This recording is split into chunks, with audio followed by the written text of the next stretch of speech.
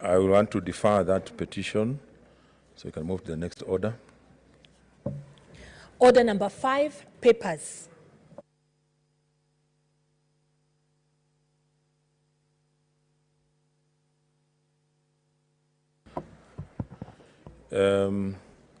Chair delegated legislation and standing committee on finance and budget. Yeah.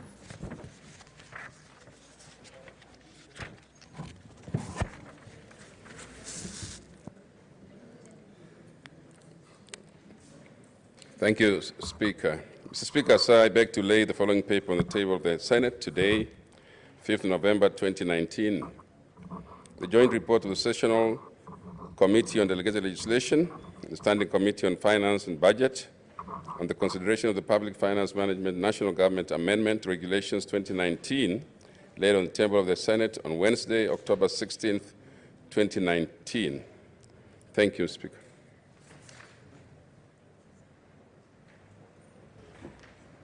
Next order. Majority Leader.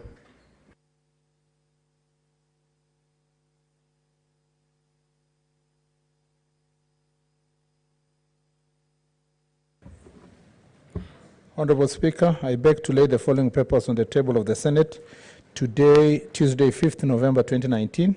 1, the 2019 Budget Review, an outlook paper for the financial year 2020-2021 and medium-term budget. Report of the Auditor General on the financial statement of Turkana County Emergency Fund for the year ended 30 June 2018. Report of the Auditor General on the financial statement of Siaya County Assembly, Car Loan and Mortgage Fund for the year ended 30 June 2018, and report of the Auditor General on the financial statement of Nandi County Assembly Scheme Fund, Car Loans and Mortgage. Thank you, Mr. Speaker.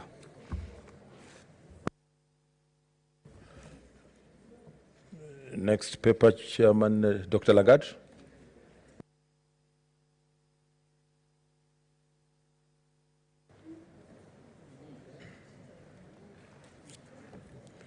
Okay, thank you, Mr. Speaker. So I beg to lay the following paper on the table of the Senate today, Tuesday, 5th November 2019. It is on report of the Standing Committee on the National Cohesion, Equal Opportunity and Regional Integration, the visit to the East African Community organs and institutions from 18 to 30th August 2019. Thank you, Mr. Speaker.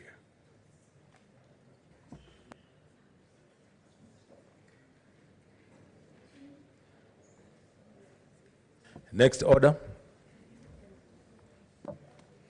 Order number 6, notices of motion. Yes, Chair. Delegated. Who is that? Yeah.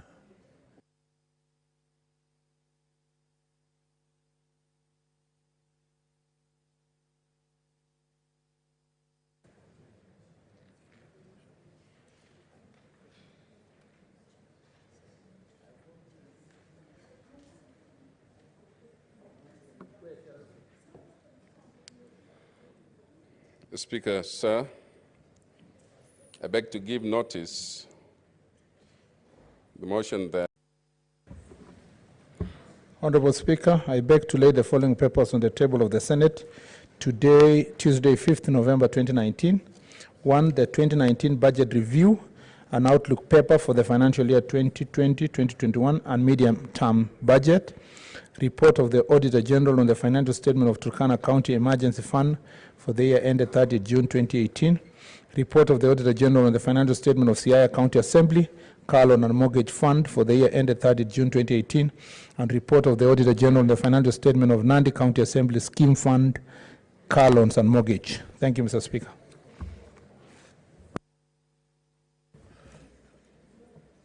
Next paper, Chairman Dr. Lagarde.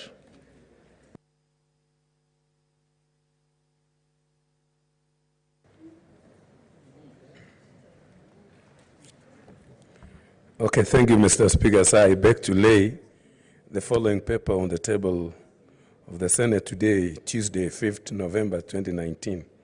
It is on report of the Standing Committee on the National Cohesion, Equal Opportunity and Regional Integration, the visit to the East African Community organs and institutions from 18 to 30th August 2019. Thank you, Mr. Speaker.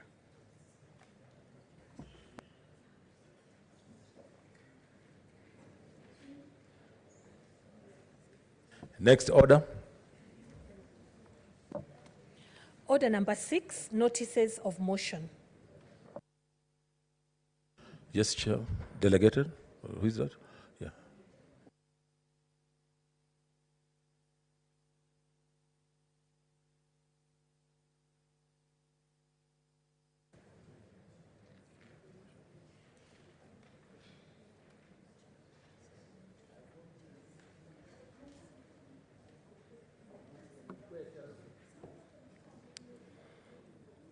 Speaker, sir, I beg to give notice the motion that this House adopts the joint report of the Sessional Committee on Delegated Legislation and the Standing Committee on Finance Budget on the consideration of the Public Finance Management National Government Amendment Regulations 2019, laid on the table of the Senate on Wednesday, October 16, 2019. And pursuant to the provisions of Article 211, 1A of the Constitution of Kenya, Section 205, subsection 4 of the Public Finance Management Act and the Section 18 of the Statutory Instruments Act, approves the amendments to the Public Finance Management National Government Regulations 2015 Principal Regulations as effected through the legal notice number 155 of 26 September 2019. Thank you, Mr. Speaker.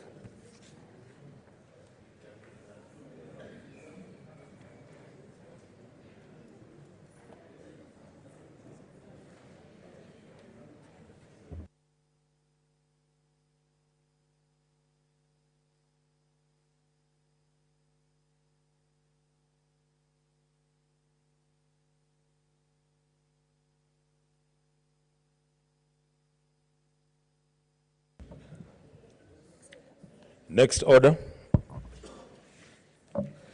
Order number 7, statements. Senator Turkana County. Okay, Senator Cherargei.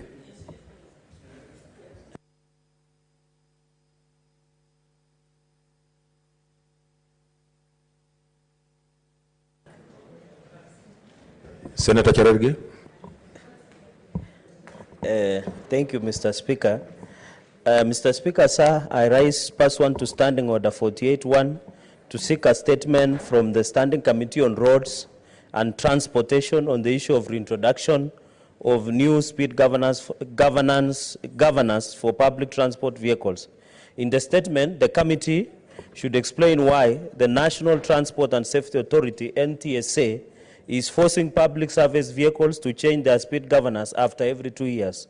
Secondly, explain the justification by the NTSA of introducing new features on speed governors. Number 3, explain why the authority, the NTSA, National Transport and Safety Authority, has not inspected the existing speed governors before advising the public service vehicles to buy new ones. 4, provide a list of suppliers of the approved speed governors in Kenya. 5, explain why the suppliers in cahoots with NTSA extort funds from matatu owners by setting up a standard price of between 30,000 Kenyan shillings to 40,000 Kenyan shillings per speed governor. And 6, explain why the Ministry of Transport, Infrastructure, Housing, Urban Development and Public Works has not set and gazetted the requirements, standards and features required for a speed governor. I thank you, Mr. Speaker, sir. Senator Moses Wetangula.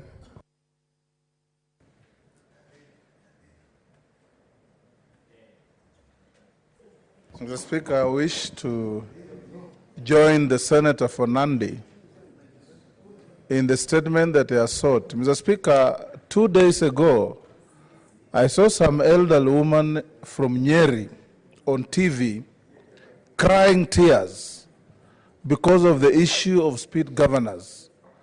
She said, Mr. Speaker, that every about 18 to 24 months, they are forced to buy new speed governors at a cost of 40,000, which is just about the profit they make from the matatus they run. And she was asking, Mr. Speaker, and I quote her, what is the lifespan of a speed governor once installed in your car?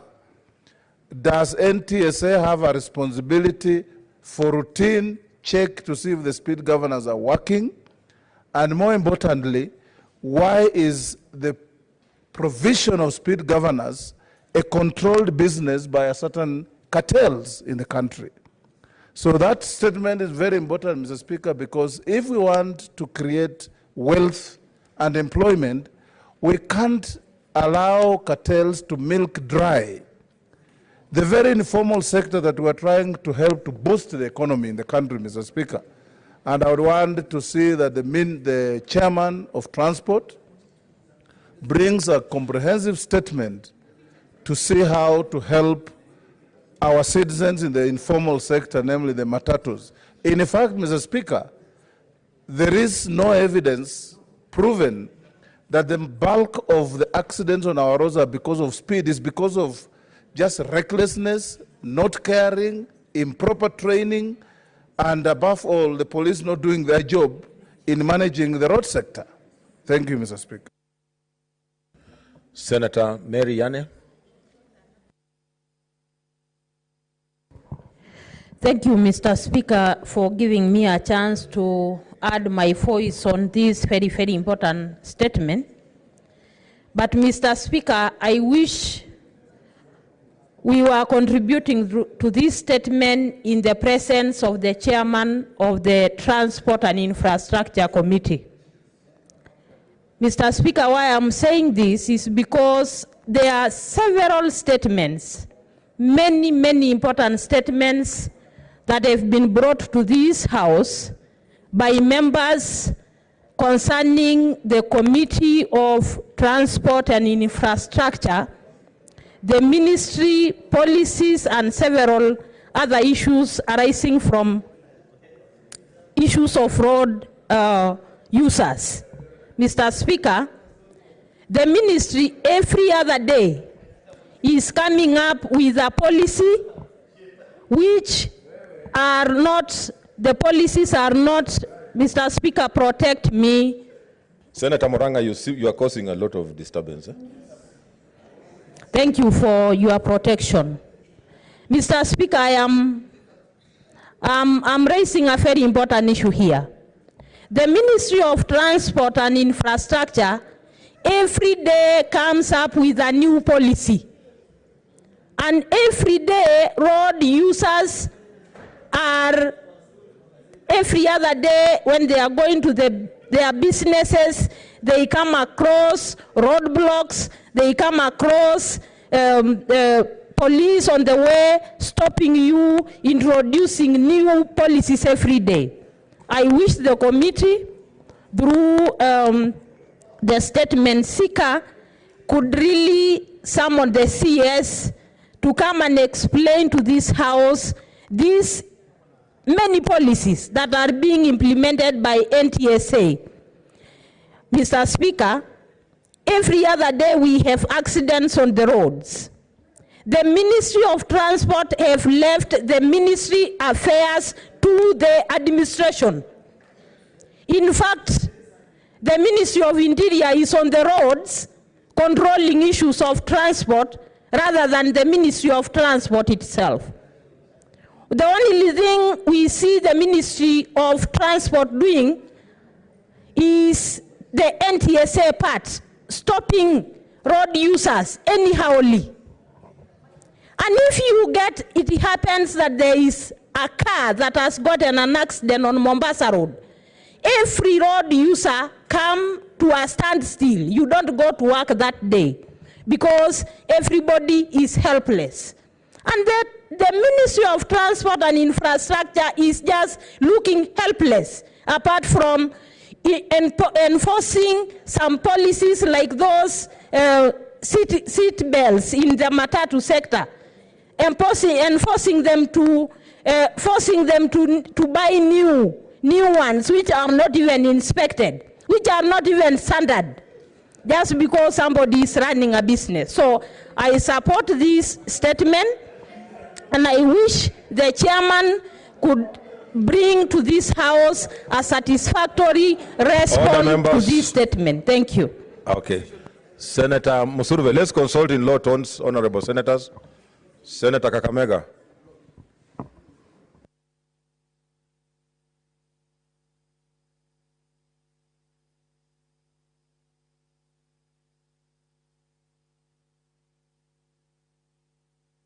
You are off mic, Senator Musurve. Okay. Let's hold on.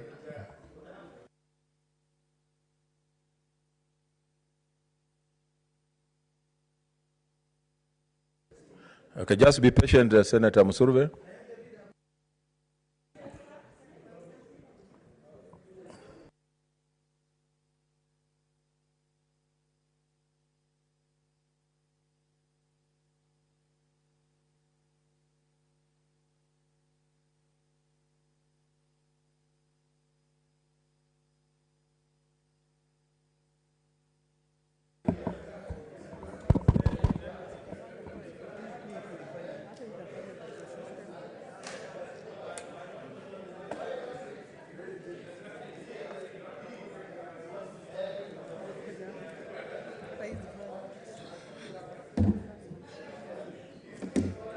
Okay, order members, order Senator Kericho and Bomet. I know you are neighbors.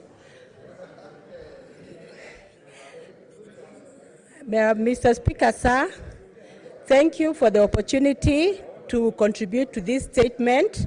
And I want to support Senator Cheregai. Order members.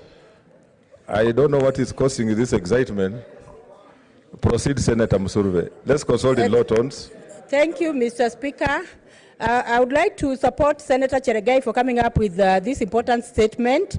And Mr. Speaker, this is a statement that should not be taken for granted, because when it comes to NTSA, it is actually supposed to work for Kenyans. It is supposed to even help in stopping road accidents. And Mr. Speaker, there are quite a number of people who lose their lives on the road. But Mr. Speaker, I want to say that there's a reason why we have road governors, we have speed governors, Mr. Speaker.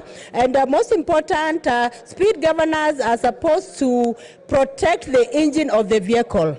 Because, Mr. Speaker, if a vehicle goes very fast, then it means that if the speed is so high, the engine will be affected. Order members. Order. Can you take your seats, please? Honorable members. Senator Kericho, what is happening today? Okay, Senator Musurve, let's consult in lot of. So, Mr. Speaker, what I'm saying is that when the vehicle is on very high speed, actually it affects the engine, and it also affects the lifespan of the engine. So the governors come in to support, the lifespan of the engine, and it is not really a cause of high speeding, may not be a real cause of road accidents, because there are so many reasons why road accidents happen, Mr. Speaker, and there's need to investigate the causes of road accidents and see how to arrest that. So there's need for NTSA to ensure that it is serving Kenyans and it is not a commercial entity, Mr. Speaker. There's need to have a standard way or a standard limit for the speed for vehicles on the roads, and this speed should be predictable. We should not have NTSA saying 80 kilometers per hour today, tomorrow they say 120, another day they say, NTSA needs to be reliable, Mr. Speaker, because it is there to serve Kenyans, and Kenyans are actually watching to see how is NTSA going to act on this. So I want to say, Mr. Speaker, there is need for the relevant committee to work objectively on this statement and ensure that the statement is, effected to the latter for the purpose of Kenyans. Thank you, Mr. Speaker, for giving me this opportunity. Order members. Order members. Next statement, Senator Millicent Omanga.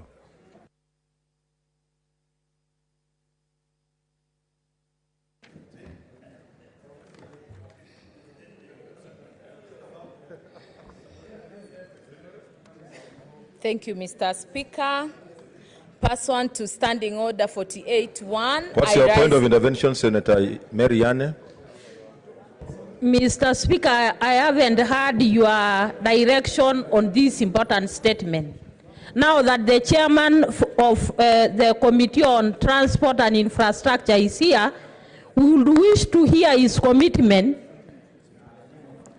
Mr. Speaker, I wish to get the attention of the chairman. Senator Wamatangi. We want to hear the attention. We want to get the commitment of the chairman of the Committee of Transport and Infrastructure on this important statement. I have a statement, Mr. Speaker, for the committee, which I haven't also gotten a satisfactory answer from the committee. And so we want to get his commitment on this statement. We also want to get the way forward on this issue of the Ministry of Transport and Infrastructure, on many other statements that have been raised in this House. I'm not sure whether the chair even had got the question, but he has, according to our new standing orders, the statement is committed to the committee, so he'll come up with a response. With your indulgence, Mr. Speaker, I want to undertake and assure not only Senator, but all members of this House that my committee takes with absolute seriousness every statement sought by members here on various issues, Mr. Speaker. But notwithstanding, Mr. Speaker, that sometimes we also have to pick up fights with the ministry, because, Mr. Speaker, as you know, and not only with the Committee on Transport, that cabinet secretaries sometimes have this habit of reporting in a very skewed manner, Mr. Speaker, sometimes very casually. Indeed, Mr. Speaker, my committee last week when we visited Mombasa, we gave an order. Order, Mr. members. Speaker. Senator Faria, what is your point of intervention? Let's consult in low tones, members. Mr. Speaker, I beg to humbly disagree with the chairman of Transport, because I also had a statement on status of Modogashe Wajir Road. Up to now, I never got a response, Mr. Speaker, and that was last year in 2018, Mr. Speaker. Senator Abshiro, what's your intervention? Just a minute. Mr. Speaker, thank you. I also would like to add my voice. My statement to this committee was mishandled so thoroughly, and I'm so dissatisfied with it, and up to now we're still waiting many months down the road. But that notwithstanding, Mr. Speaker, a lot of the statements we ask from a lot of the committees are not handled well. They just disappear into thin air. So I'm wondering, is really the value of bringing statements to this House actually going forward? I think the chair has had... okay, 1 minute. Please.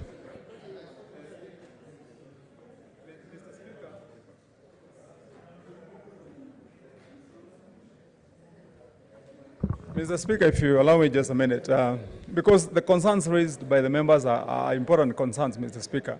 One, let me assure the House, like I said, Mr. Speaker, that we take statements very seriously. Number two, Mr. Speaker, for example, the statement that was sought by Senator, as she has put on record, she got the reply, but she was not satisfied. And my committee undertook and went back to the relevant cabinet secretary to ensure they give a satisfactory answer. Number two, Mr. Speaker, and I want to beg maybe your indulgence on some of these issues, Mr. Speaker. We have very serious business ahead.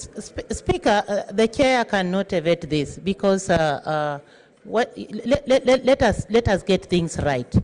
Chair, what the members are saying, it is what we are thinking and what is happening. It is very good to convince us by telling us the truth, because you remember even when we were asking this, the chair, the cabinet secretary here admitted that he was going to follow up my statement. There was a statement on the safety of Mombasa Road.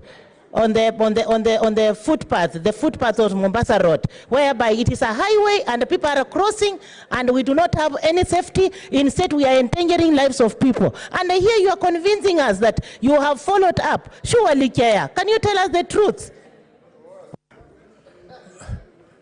Senator Wamatangi, I think they just concluded because it might be better off. Mr. Speaker, first I want to confirm that I think the discussion, Mr. Speaker, on the floor now confirms that probably, Mr. Speaker. Order, senators. Senators, honestly, you are disrupting proceedings of this House. Please. Yes, Mr. Speaker, I was saying that I think the conversation on the floor now confirms that we have a better dispensation if ministers are coming from this House. If I was a cabinet secretary, Mr. Speaker, I would have been answering those questions with indeed, Mr. Speaker, follow-up action. But what I wanted to state, Mr. Speaker, is that indeed the committee takes business seriously, Mr. Speaker. The visit that this committee undertook to Isiolo and other counties, Mr. Speaker, was intended to resolve the matters that were raised by senators, Mr. Speaker, albeit, notwithstanding, sometimes cabinet secretaries do not necessarily give comprehensive answers to the satisfaction of members, Mr. Speaker, and we have no business trying to either protect a cabinet secretary, and that is why we put them to test, Mr. Speaker, and I'm one of those who have stood very firm. We shall follow up every other statement to the satisfaction of every member, Mr. Speaker, and on one issue. What's your point of order, Senator? On one issue, Mr. Speaker. Senator. Chair, okay.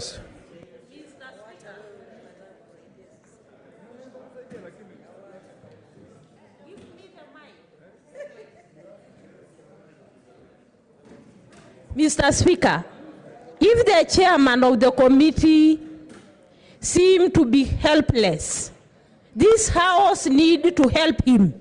We need to interact with the Cabinet Secretary of Transport and Infrastructure. Indeed, the ministry is in problems. The ministry is implementing nothing. The ministry has given its work to the Ministry of Interior. It is only police, the administration police, who are helping the Ministry of Transport and Infrastructure.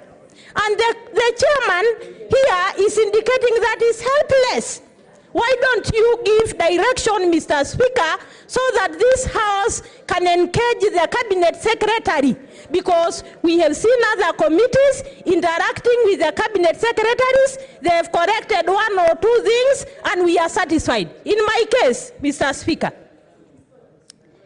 the chairman brought me a written theory on a response of a statement. So what's your point of order? I told him I don't want a theory. What is your point of order? Actual things. Order, Senator. What's your point of order? Because you seem to be raising a new issue that was already dealt with by the committee.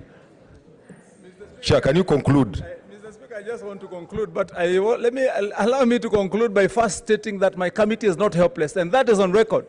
Mr. Speaker, last week we visited Mombasa on the issue of the ferries, Mr. Speaker. Today the ministry has issued an order that 2.1 billion has now been allocated to procure new ferries. It is there on record, Mr. Speaker. We have brought, and Mr. Speaker, that is courtesy of the statement that was brought by Senator Mutula Kilonzo. Let Senator Mutula Kilonzo Jr. say he is not satisfied with the way we prosecuted his statement, Mr. Speaker. Lastly, Mr. Speaker, you know, for members of the Senate, we also have to agree that if a committee is going to visit your county and you are not present, allow the committee to do its work. If we say, Mr. Speaker, that as a policy to come and so that we can be able to bring sanity in Nairobi. Senator Mutula Kilonzo Jr.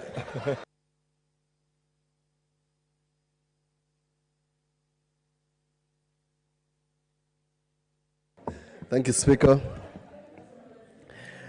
Speaker, I stand in understanding order 41 to seek a statement from the Committee of Labor, Social Welfare regarding the status of the sports fund activities funded by the sports fund. In the statement, the committee should explain whether the sports fund under the Ministry of Sports and Social Services has been allocated 8.1 billion for the year 2019-2020. B, explain the reasons the national teams, including and not limited to Harambee Starlets, have been unable to get funding for their international sports fixtures. C, state why Harambee Stars and Harambee Starlets' several requests for funding have not been honored by the Sports Fund and the reasons for the said denials. D, explain why the rugby union was auctioned for a debt of 10 million shillings on 31st October 2019, and yet a sum of Kenya shillings 94 million was approved by the board for the union. E, state why the Under-20 Championship has received an approval for expenditure of more than 1,300 million, yet the games are 9 months away. F, explain why the Sports Fund approved the release of nearly 2 billion to fund the purchase of equipment at Kenyatta National Hospital, mobile clinics, and other suppliers at the expense of the main objectives of the fund. Lastly, table a statement of account as at 1st October 2019 to show the manner in which the sum of Kenya shillings 4,300 million was expended. Thank you, Speaker. Senator Aaron Cheriot. Mr. Speaker, this is a very important issue that is being raised by Senator Mutula Kilonzo. This morning, Mr. Speaker, the leadership of FKF was before, I think, one of the committees of the National Assembly. And I happen to have been watching and realized the tribulations that many of our athletes are going through, especially Harambee Stars and Harambee Starlets, that many of these young people, just out of passion for this country and the desire to represent and carry our flag in great honor, Mr. Speaker, they continue to participate in sport activities despite the fact that Ministry of Sports does not honor their promise to them. Mr. Speaker, it will be important to know what is the justification of ministry in funding some very elite sports that have got very little following in this country. You know, Mr. Speaker, that when we had the Kenya Golf Open, this particular kitty gave to them 200 million shillings, Mr. Speaker. When we had the National Safari Rally, they were given 450 million Kenya shillings. Yet Harambee Stars, a team that when they play, Mr. Speaker, this country unites behind them, and the 40 million plus citizens of this country cheer them on, cannot get even money to pay for hotel accommodation. Therefore, Mr. Speaker, this issue is extremely urgent. I want to request that you exercise your jurisdiction, Mr. Speaker, and request that this Committee on Labor actually brings a response to this House within 7 days and not the traditional 14 days. Thank you, Mr. Speaker. Senator Sakaja Johnson.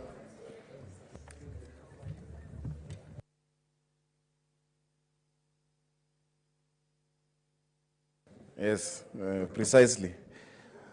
Mr. Speaker, first I thank Senator Mutula for bringing this statement, and I know it would have come earlier had we not been on our scheduled recess. Mr. Speaker, this country established a sports and arts development fund that has more than 8 billion shillings. During its establishment, Mr. Speaker, we were excited that the young people of this country who are skilled in either sports or an art, a talent that is given by God, shall be able to finally be able to earn a living from their God-given talent, whether it is singing, whether it is acting, whether it is football, whether it is rugby, whatever it is. Mr. Speaker, these questions that have been asked are very serious questions. And I would like, if you commit this to my committee, to also work with the Committee on Delegated Legislation, because we must go down to the details of the regulations around this fund. Who is the signatory of this fund? How are payments made out of this fund? With 8.1 billion shillings, how is it that we can have Kenyans representing us stranded at an airport, stranded in hotels because bills have not been paid, yet amounts have been approved or released? Mr. Speaker, the other day, the Kenya Rugby Union, a sport I really love, was auctioned because of debts of 10 million, yet more than, I think, 70 or 80 million of theirs was approved in July, but never remitted to them. Mr. Speaker, we will look at these issues We want to understand what is the procedure, what role does the Commissioner of Sports play, who is involved in determining what goes where, and also how it is, Mr. Speaker, that sports, arts and development, if I had Senator Mutula right, and Senator Mutula, you'll tell me if I had you right, that close to, I think, billions have been paid to Kenyatta Hospital. I think 800 million was paid for mobile clinics. What part of sports or arts are found in mobile clinics, Mr. Speaker? We are not sure. So we'll take this inquiry seriously. I'd love to do of sports as well as the PS to make sure that our team is actually represented. Thank you. Thank you for the undertaking. A single umbrella body to engage and influence public policy for an enabling business environment. Over the last few years, the Senate and KEPS have held a roundtable conference on an annual basis with a view to enhancing greater private sector engagement and participation in Kenya's governance structure and economic management. You will recall that last year the two organizations hosted the Senate KEPS Roundtable 2018 that was held from 22nd to 24th November 2018 under the theme Reimagining Kenya's Political Economy. Deliberations at this event placed emphasis on increased partnership between the Senate and the private sector in the four agenda: health care, housing, manufacturing, and agriculture. Honorable Senators, as a follow-up to the conference held in 2018, the Senate KEPS Round Table Conference 2019 is scheduled to be held from 7th to 9th November 2019. The theme for the event is boosting business competitiveness for the growth and job creation, the roles of the Senate and the private sector. Discussions will focus on interventions that impact on the county's business environment and competitiveness, trade, investment, and value chain development. Additionally, the event will also assess implementation of the Big Four agenda, take stock of the resolutions arrived at during the 2018 conference, and devise strategies that unlock the potential of the Big Four agenda and for devolution. Honorable Senators, I wish to extend the invitation to all honorable senators to this important forum with the private sector. The venue will be the Great Rift Valley Lodge, Naivasha, Nakuru County. Further details on the event will be given. Thank you. Next order. Order number 8, Special National Government.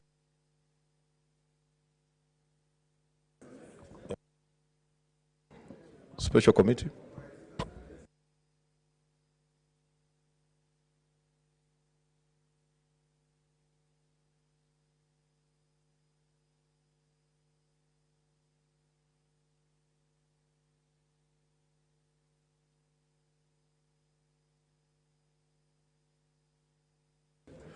Okay, honorable senators, the report is online, so you can get it on your...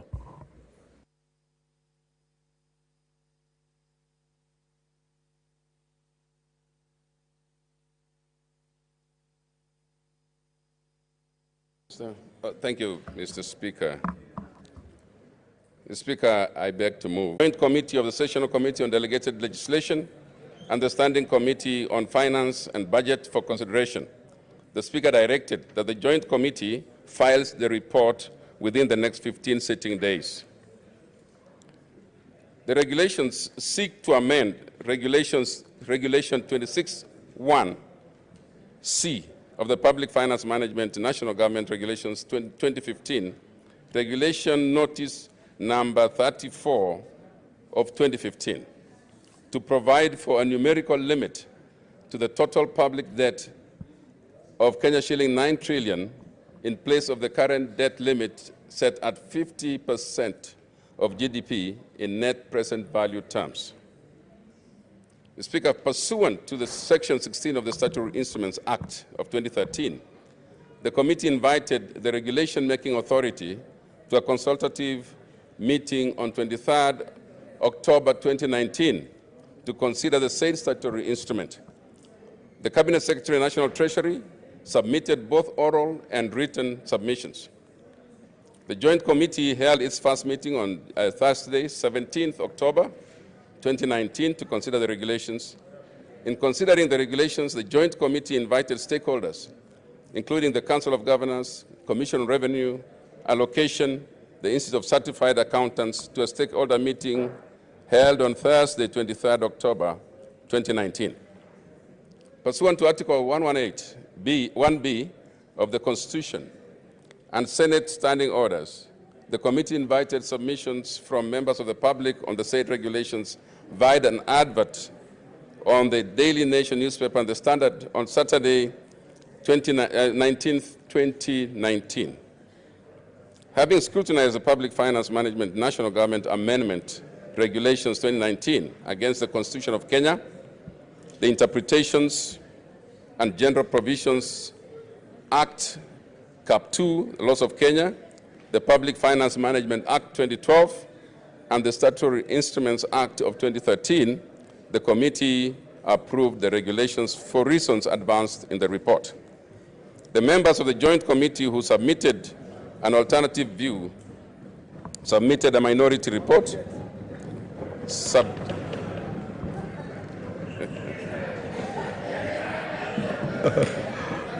that the chairman of KANU?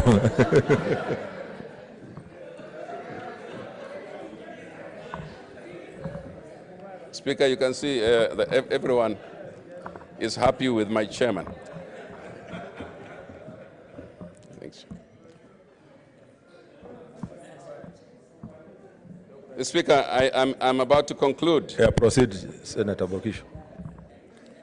The members of the Joint Committee who submitted an alternative view submitted a minority report subject to the provision of Standing Orders 213(5). The report is submitted to the House in accordance with Section 205(4) of the Public Finance Management Act 2012, which requires that the regulations made under this section of the Act be presented to Parliament for approval before they take effect. Mr. Speaker, with those remarks, I beg to move and ask the Leader of Majority to second. Thank you very much, Mr. Speaker. I've not even heard what you say. Mr. Speaker, thank you, Mr. Speaker, for this opportunity to second this very important motion. Mr. Speaker, to start with, Senate is having a very unique opportunity, Mr. Speaker, to deal with a subject matter that we have grappled with in the last almost 7 years in the public debate about debt in this country. Mr. Speaker, to start with, this is a very challenging subject matter for me because, Mr. Speaker, on one hand, while we have as many concerns about debt as possible, Mr. Speaker, we also have a great responsibility as the House of the Senate. Mr. Speaker, to start with, and I've said this on the floor of this House, as a member of the Task Force on Devolved Government, one of the struggles we had in the Public Finance Management Act was to provide an institution, Mr. Speaker, that will deal with matters debt, particularly the question of the shareability or the sharing of debt between the functions of county government and the functions of national government. Mr. Speaker, it's important to explain this position because, as we all know, the counties by constitution and by law cannot borrow unless it's guaranteed by national government. And Mr. Speaker, this House has had the opportunity to work on various legislation to facilitate a process that enables county governments to borrow with the guarantee of national government. In the Task Force on Devolved Government then, as a member, Mr. Speaker, one of the things we proposed and we borrowed from Australia was the formation of Loans and Grants Council, which, Mr. Speaker, in our thinking that time, was supposed to be an independent, an equivalent of an independent commission, whose responsibility was to keep the register of the loans and grants, Mr. Speaker, and ensure that the loans and grants that come to our country are distributed equitably among the 47 counties, and, Mr. Speaker, distributed fairly between the two levels of government. Mr. Speaker, I say this with a lot of tremendous respect because I have had a discussion with my colleagues in this House, and, Mr. Speaker, I really want them to listen, particularly Senator Cheriot. Order members. Because, Mr. Speaker, I have had discussion with my colleagues in this House about loans and grants. And, Mr. Speaker, many of the people who have misgivings and, Mr. Speaker, who have a problem with the approval of this regulation, Mr. Speaker, the main problem is the management of debt, Mr. Speaker. It's not that the ceiling of the debt or the amount that is borrowed.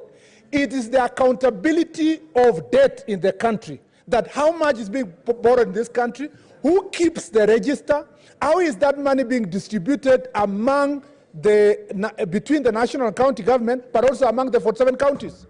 Mr. Speaker, if you listen to the colleagues in this House, everybody's concern is that of this debt that is being borrowed in the country, of this debt that is being paid by this nation, which I saw in the newspaper, it's above 100,000 per, everybody now owes the country, every Kenyan owes a debt of 130,000, Mr. Speaker, or something of that sort. The question of everybody here is that, is this debt sustainable? Number two, is it a debt that, Mr. Speaker, can be said it was borrowed with intergenerational equity in place, so that when my children come to, Mr. Speaker, my grandchildren come to this app, and my children come to a level where they can pay debt, can they say outrightly that we are paying debt that was borrowed by our father or our grandfather, but that debt was used to construct a road, was used to construct a viable railway, was used to construct, Mr. Speaker, a dam that can still be seen. Mr. Speaker, the question that the people of Elgeyo Marakwet want to know is that, was Kimwarer and Arrow Dam built, Mr. Speaker? Was it built to the standard that still provides water for irrigation in Kerio Valley, that still provides electricity to the Republic? Mr. Speaker, those who borrowed money to build the Takwel Dam, Mr. Speaker, did the right thing. Because as we sit now, Takwel Dam and, Mr. Speaker, Takwel electricity generation is one of the most sustainable source of electricity in this country. So we cannot really say that borrowing, Mr. Speaker, is just for the sake of it. In Mutula Kilonzo's county, Mr. Speaker, Twake Dam is being built at a cost of 39 billion, Mr. Speaker, money borrowed from Chinese government. Mr. Speaker, the question we should all be asking ourselves is that, is this distribution everywhere? If you come, Mr. Speaker, to Mr. Speaker, Kitui County, for example, you have the road from Kibwezi, Mr. Speaker, across going to Kitui and almost going to Garissa, Mr. Speaker. That's part of the loans we are paying. If you talk about the railway, Mr. Speaker, that's part of the loans we are paying. We are now thinking as a country, is it possible for us to do a dual carriage, Mr. Speaker, from Mombasa to Busia, Mr. Speaker, so that the generation of this country can benefit from? So we are not saying as a Senate, Mr. Speaker, that borrowing is wrong. We are not also saying that borrowing is a bad thing. Two things are important. One, is the debt manageable, Mr. Speaker? Number two, is it being utilized, Mr. Speaker, to construct infrastructure or long-term projects that are going to benefit in many generations? Mr. Speaker, one of the most celebrated actions of an American president was President Roosevelt, Mr. Speaker, who in the years of depression, after the 1930s depression, borrowed, Mr. Speaker, money to construct what they call in America, and Susan will help me here, Senator Susan Kika, is the Mr. Speaker, because she spent most of her time there studying, Mr. Speaker, and doing other things. Interstate roads, yes. Yes, Mr. Speaker, and you can see Senator Ladama is helping me. He fought Leslie, Mr. Speaker, because of his foreign experience. No, not citizenship. I'm sure he's not a foreign citizen. And so, Mr. Speaker, I'm saying, because of what President Roosevelt did, the American commerce increased. There was possibility of business, and they raised enough money to be able to sustain the money borrowed to do the infrastructure. So as a House, that is not actually what we are complaining about. Our concern is, can we have a fair distribution of debt, Mr. Speaker? Can we have a public register of debt that is accountable, Mr. Speaker? Can we have, Mr. Speaker, borrowing that is used and expended on projects that can be used for many years, Mr. Speaker, that can be paid by future generations, but can see the benefits? So, Mr. Speaker, when this regulation came to this House, and I want my colleagues to listen to me, when they came to this House, I told myself, voila, this is the opportunity for us to sort out the issues that we've been raising about debt for the last 7 years. But, Mr. Speaker, once I read these regulations and saw the report of the committee, and, Mr. Speaker, consulted those that understand matters finance, Mr. Speaker, the question of raising debt ceiling was not going to sort out the issues we are raising.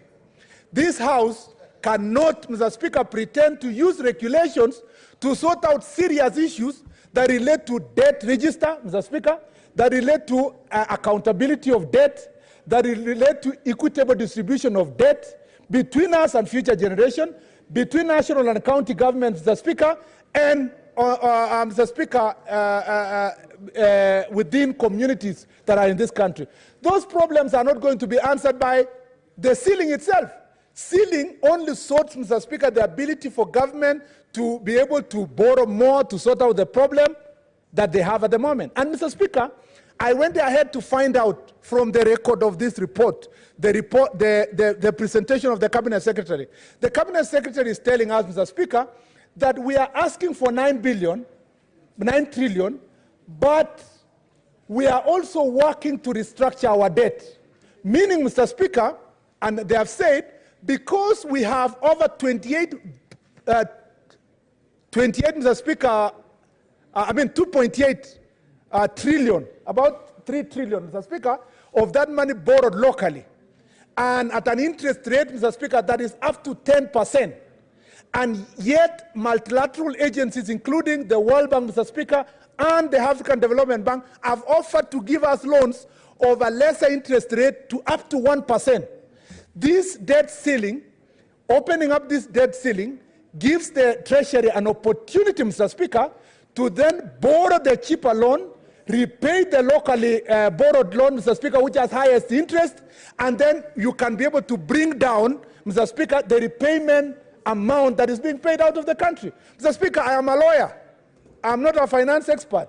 The best finance experts in the country have advised that the best way to solve this problem is to increase the debt ceiling, Mr. Speaker, open an opportunity for that borrowing, restructure the debt, and bring it down. So when we come to this House, because we must be accountable to one another, because, Mr. Speaker, my uninformed and informal position initially was that this is the opportunity to solve the problem. But, Mr. Speaker, knocking down the debt ceiling, opportunity for us to deal with the debt ceiling, will not give us that opportunity to solve the problem. We will be actually postponing the problem. Indeed, the report of this House is saying we are already, Mr. Speaker, exiting the debt ceiling that was set before. Even though, Mr. Speaker, that is debatable because of the issues that are inside there. So, Mr. Speaker, what is my way forward? I suggest like this, Mr. Speaker. Number one, that we agree with Treasury to open up that debt ceiling, Mr. Speaker, to 9 trillion. Number two, Mr. Speaker, and I want us to say this with tremendous respect. Order members, you'll have an opportunity to express yourselves. I can see our friends saying it is maybe we should not or not, but Mr. Speaker, this is my recommendation. We should be able to open up that debt ceiling, to give an opportunity for Treasury to restructure the debt.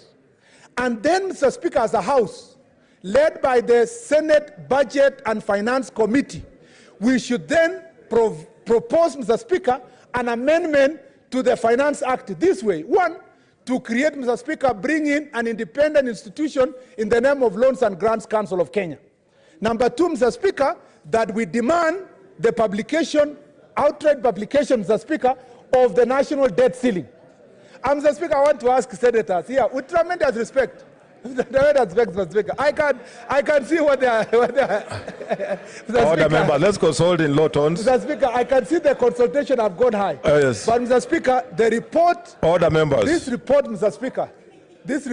Speaker, we are at a position that, and I am happy with Senate for one thing, that, Mr. Speaker, though we have our concerns with the executive, that although, Mr. Speaker, most of us here had concerns about how this House has been treated, including, Mr. Speaker, allowing the national government to borrow huge amount of money, give them to counties in forms of loans and grants, and then deny this House the resources to oversight that money, Mr. Speaker, which is ridiculous. And we've been pushing as a House that these resources we are asking for oversight is not for personal gain. It's to ensure that these resources that have been borrowed will have an opportunity, Mr. Speaker, to benefit future generations. And so I'm asking my colleagues that we continue in the path that we've shown as Senate, that we can rise above our other concerns that we have with the executive and other concerns we have, Mr. Speaker, with National Assembly, and objectively work with the National Treasury to give them the room to go and borrow loan that is less, Mr. Speaker, that comes down up to an interest rate of 1%. Mr. Speaker, that is really my request to my colleagues. And finally, Mr. Speaker, I want to say this. Even as we borrow these loans, even as we raise these resources, Mr. Speaker, we must resource the Senate to carry out its responsibility of oversight. We will continue insisting. It's not about Murkomen, it's not about an individual senator, it's about the office of the senator and the Senate itself to be able to carry out that oversight. You cannot pour large sums of money in the universal health coverage, including medical equipments, that the senators have no resources to go and investigate in their county. Number two, Mr. Speaker, we must resource the judiciary. I saw the Chief Justice yesterday with a lot of pain complaining, Mr. Speaker.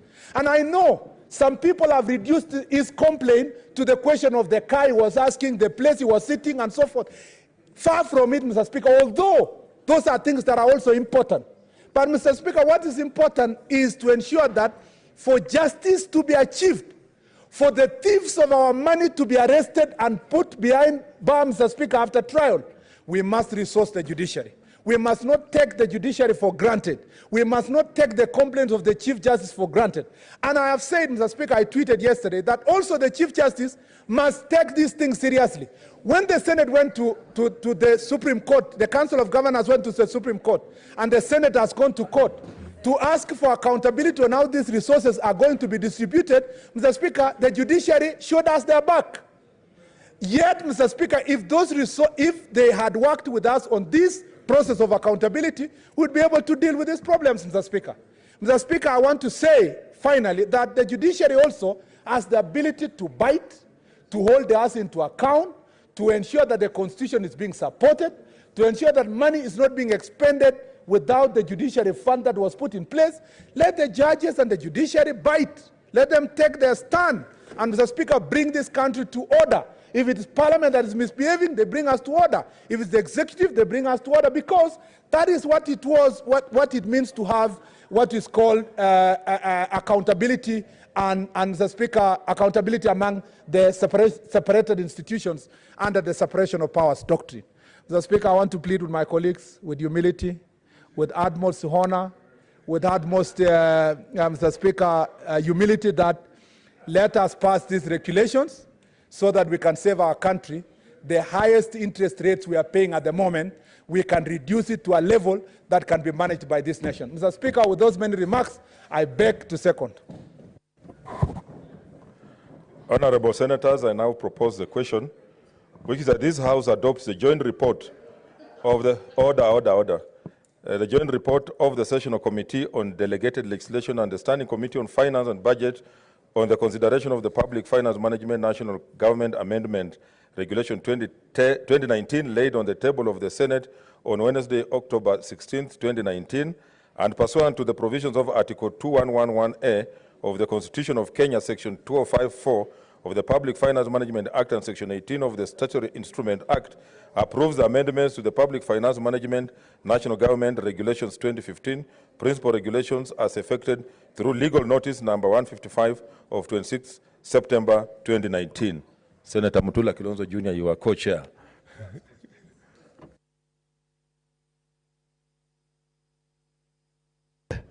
Thank you, Chair.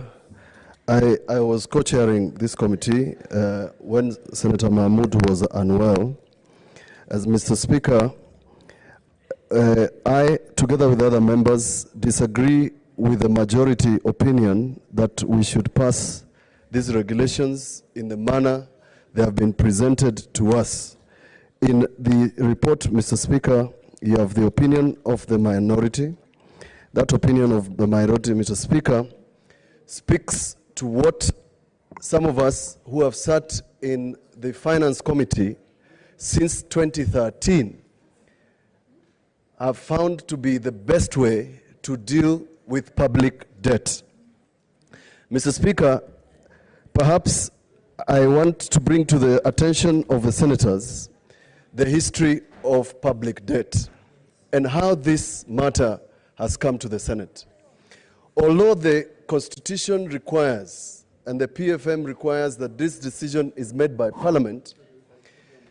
In 2014, the first amendment done in 2014 by the National Assembly, in which one of our members, Senator Sakaja and Senator Nyamunga, were members, Henry Rotich, Minister for Finance at the time, informed the National Assembly that they needed to move the debt ceiling from 1.2 trillion shillings to 2 trillion. He tabled session of paper number 14. Session of paper number 14 wanted to move the debt to 2.5 trillion as a ceiling. Mr. Speaker and my fellow senators, this matter never came to this floor. This matter never came to the Finance Committee. In 2015, Mr. Speaker, the same Treasury, and I must make myself very clear, this is not about the President. This is not about the Deputy President. This is not about handshake. This is not about NASA. This is about the Treasury of the Republic of Kenya. In 2015, after they sought that amendment, which was approved by the National Assembly without the recourse of the Senate, they then made yet another amendment, so that you understand why this has come to us. They then moved an amendment to the PFM to remove the numerical ceiling of 2.5 to 50% of GDP on what they call, this cannot pass without the Senate. Dear senators, this matter is here because Kiara Kariuki followed the law. Because in 2014, the law was not followed. The National Assembly, in amendment of these regulations, have passed it without a comma. What the majority opinion of the senators are suggesting is that we pass these regulations without a comma, without a full stop, without saying anything. We just say yes. What was the purpose of these regulations coming here? No purpose. In an English parable, they say when you're in a hole, you stop digging. Part of the schedule provided to us, and I want to correct Senator Murkomen, we sat in the public hearing on your behalf. We asked the question, where is the evidence of debt restructuring? There's nothing. Where is the evidence that you want to restructure commercial loans that are now at 35%? We have borrowed more than 14 cabinet secretaries since independence. There must be a reason why we need to borrow another 3 trillion shillings on top of 6.1 trillion. Members of the Senate, what is your GDP today?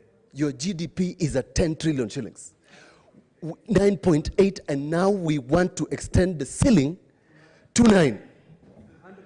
What sort of a country does that? Now, the question that we have addressed here, how much is the budget gap? My dear colleagues, the budget gap for this financial year is 635 billion. The budget gap for the next financial year, according to the BPS, is 584.6 billion. For the following year, the budget gap is 586.8 billion, making a total of 1.2 trillion. I want you to read the report of Parliamentary Budget Office that they presented also to the National Assembly, suggesting that the debt ceiling should be at maximum of 7.5 trillion. What are we saying in terms of the minority? This is not a bill. This is not a motion. This is a gazette notice.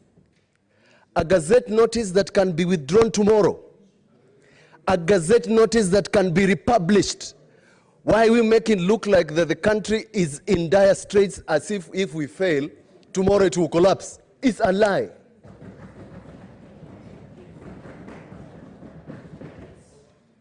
The country is looking up to you. In fact, in a recent article, and although we don't quote newspapers, Mbadi says Parliament blamed for debt burden, that we have given Treasury so much leeway to borrow without imposing conditions. Mr. Speaker, this is the time to impose conditions so that by the time you borrow another extra shilling from the Chinese, we interrogate. Mr. Speaker, okay, Mr. Speaker, misinformation. What is your point of order, Senator Hanili? I withdraw lies, Mr. Speaker, and replace with misinformation. Okay. Misinforming the House. Mr. Speaker, in that debate, I argued, Mr. Speaker, that the Constitution as it is does not give Senate the powers to deal with matters of wards and boundaries of constituencies. And to demonstrate that that was the true position, I came with a constitutional amendment to this House, Mr. Speaker, to enable Parliament to participate in delimitation of wards and boundaries. This House, Mr. Speaker, unanimously said they don't want Parliament to be involved in matters of wards and boundaries, including Senator Mutula Kilonzo Jr. Mr. Speaker, is he in order to misinform this House? Saying that the majority voted for an amendment to give the National Assembly an opportunity to deal with the limitation of wards and constituencies, which we objected to, and I filed an amendment. I was talking about majority. That time you're not the majority leader.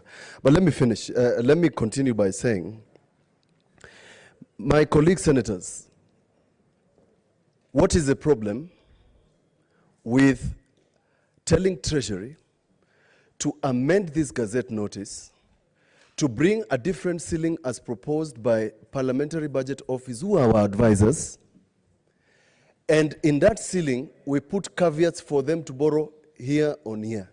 Because the principle is, if, and Senator Wambua mentioned this somewhere in a different forum, if you are unable to pay less, how will you be able to pay more? What is the justification? We have asked for the justification of the 9 trillion shillings. It was not given. We must tell you, you must look at the document that Treasury submitted. Sometimes, Speaker, I think that there are people in this office, in this country, who think that legislators are zombies, that we don't think, we don't need information. The document that's submitted by Treasury looks like a PowerPoint that you would submit in my daughter's kindergarten.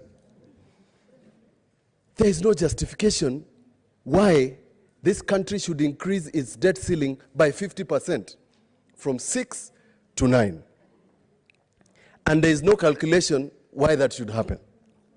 But I have said this, that, and Senator Murkomen and the mover, you are supposed to satisfy this nation that in the new ceiling, now that we are in debt, and we're in a crisis, we are able to pay. Our largest debt, external, is on the standard gauge railway, the Chinese. We were warned about this SGR. We refused to listen. It's 3 times the cost, and if you doubt, look for the article written by David Ndii. Look at what would have been a better option of rehabilitating the old railway or doing a different railway. It would have cost us less. Are we going to be able to pay these debts in the manner suggested? The answer is no. But on your counties, this is the advice. Parliamentary Budget Office in this report has said, you approve this ceiling, you must be prepared, senators, next year to vote less for your counties and the following year to vote less than this year. They have said so. If you have a different view, tell me. They have also suggested. What's your point of order, Senator?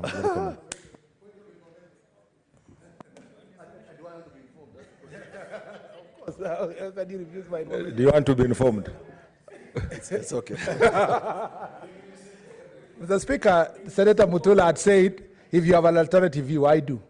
Mr. Speaker, I forgot to say in my seconding notes that these very regulations we are passing were passed by 47 governors sitting in IBEC, Mr. Speaker, who approved these regulations, and they are the people on the ground. And they went through it knowing how much money they are getting through this, Mr. Speaker, process for their counties.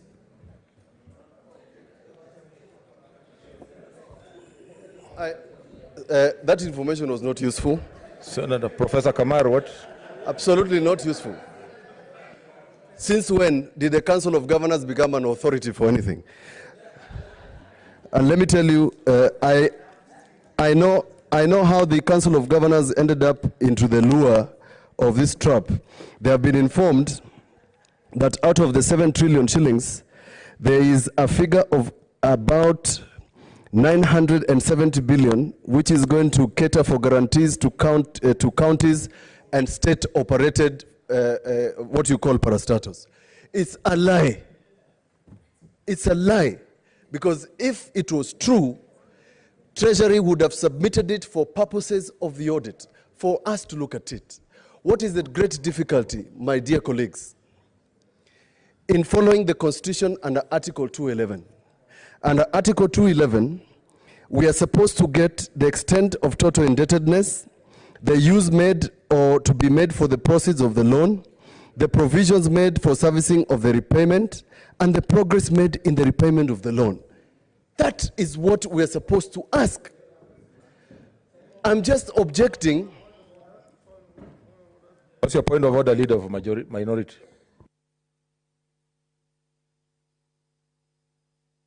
Mr. Speaker, it is important when citing a provision of the law to cite it in its entirety, not part of it. And even think about your own responsibility. Because, you know, Senator Mutula Kilonzo is talking about the responsibility of the Senate. The information that I have, and I'm rising on a point of order because it's misleading the House, this information is not given by the Cabinet Secretary on its own motion. What it says, within 7 days, after either House of Parliament so requests, this information is given on request. And part of the problem that we have is that in the life of both Houses of Parliament, there has never been a request. So in the issue of management of debt, it is important to take our own responsibilities instead of throwing responsibilities elsewhere. So I think you should not mislead the Senate. And he sits in that committee.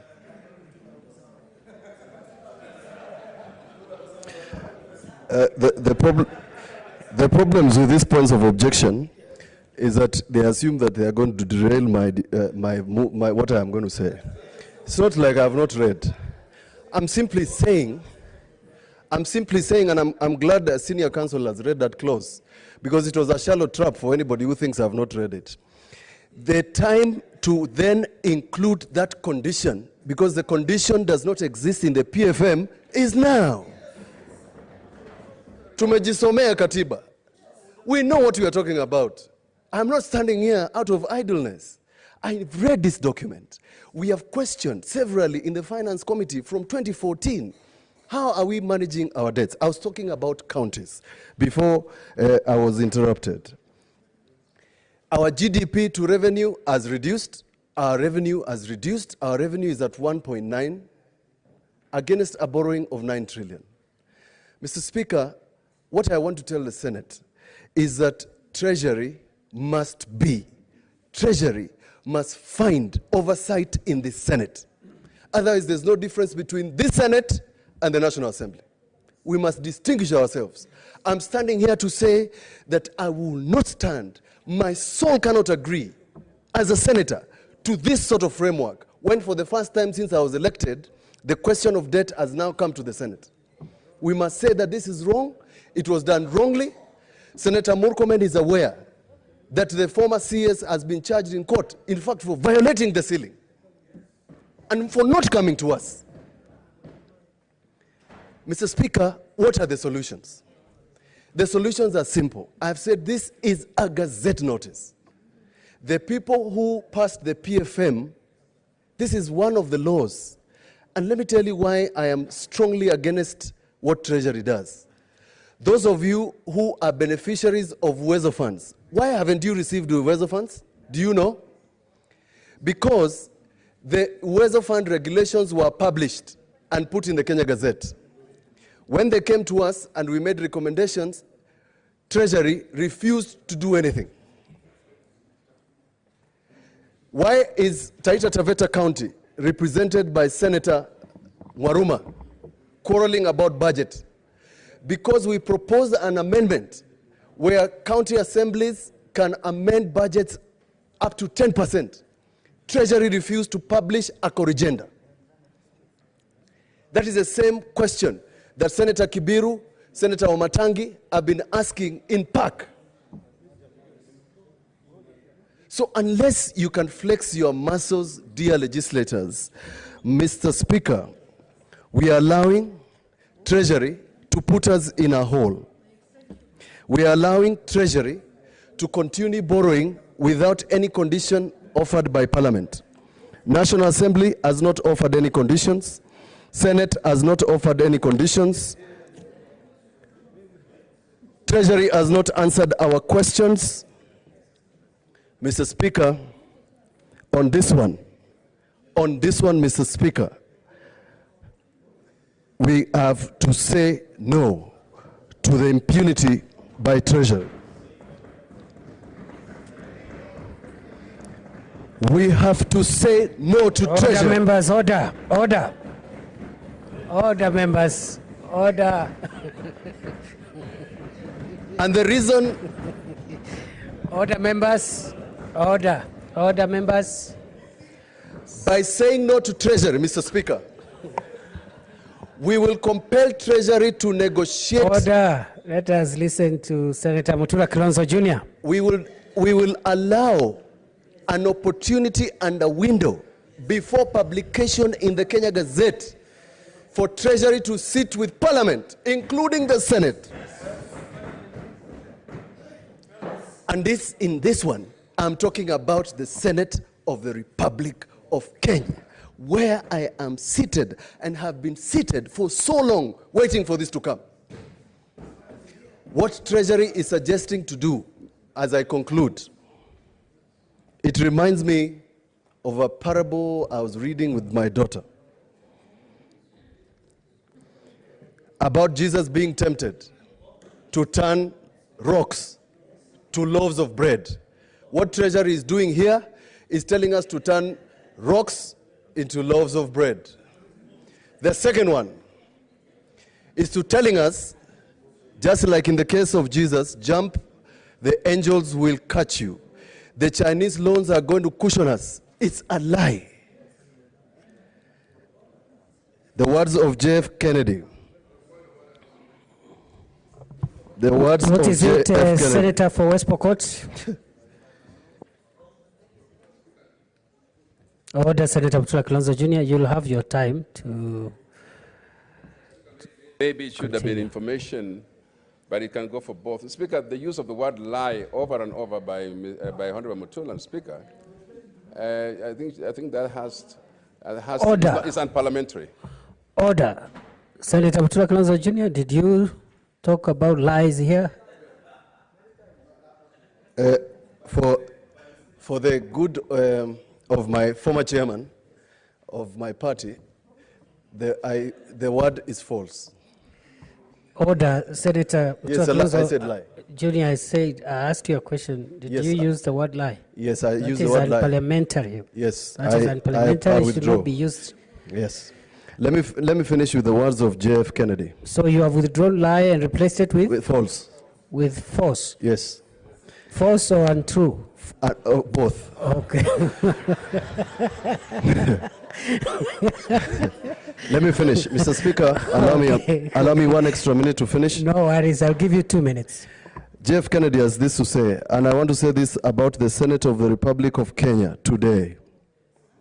When at some future date, the High Court of History sits on judgment of each one of you, recording whether your brief space or service was fulfilled in our responsibilities to Kenya, our success or failure in whatever office we may hold will be measured by the answers to the following questions.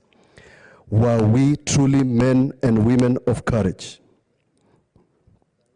Were we truly men and women of judgment? Number 3, were we truly men and women of integrity? Number 4, were we truly men and women of dedication? The responsibility you have been given to protect Kenyans includes the right to tell the executive that you cannot continue this way. You cannot continue borrowing. You have to stop borrowing. You have to borrow responsibly. And for that, the minority has said, even if it takes just one voice, it must take that voice to bring sense to this republic we love, the country of Eliud Kipchoge, the country of 159, the country that is respected all over the world. We must change the course where we are the third largest borrower in Africa to the Chinese. We must. And that time is now. But I have said that this is not all, you are not closing the door. We are just providing the formula of how we are going to get out of this. The formula is do a better way, do a smaller ceiling, provide the debts, don't sign in new contracts unless, Mr. Speaker, those contracts are truly necessary. I have a contract that is affected, but to allow that to pass is being penny-wise and pound foolish.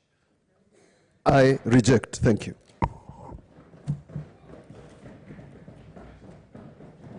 I'm sure you meant your pause, but thank you. Thank you, Senator Mutula Kilonzo Jr. Thank you. Order, members. Allow me to recognize the visitors, students and teachers of Little Sisters of Francis of Assisi from Nakuru County. They are welcome. Karibuni sana. Senator for Murang'a County.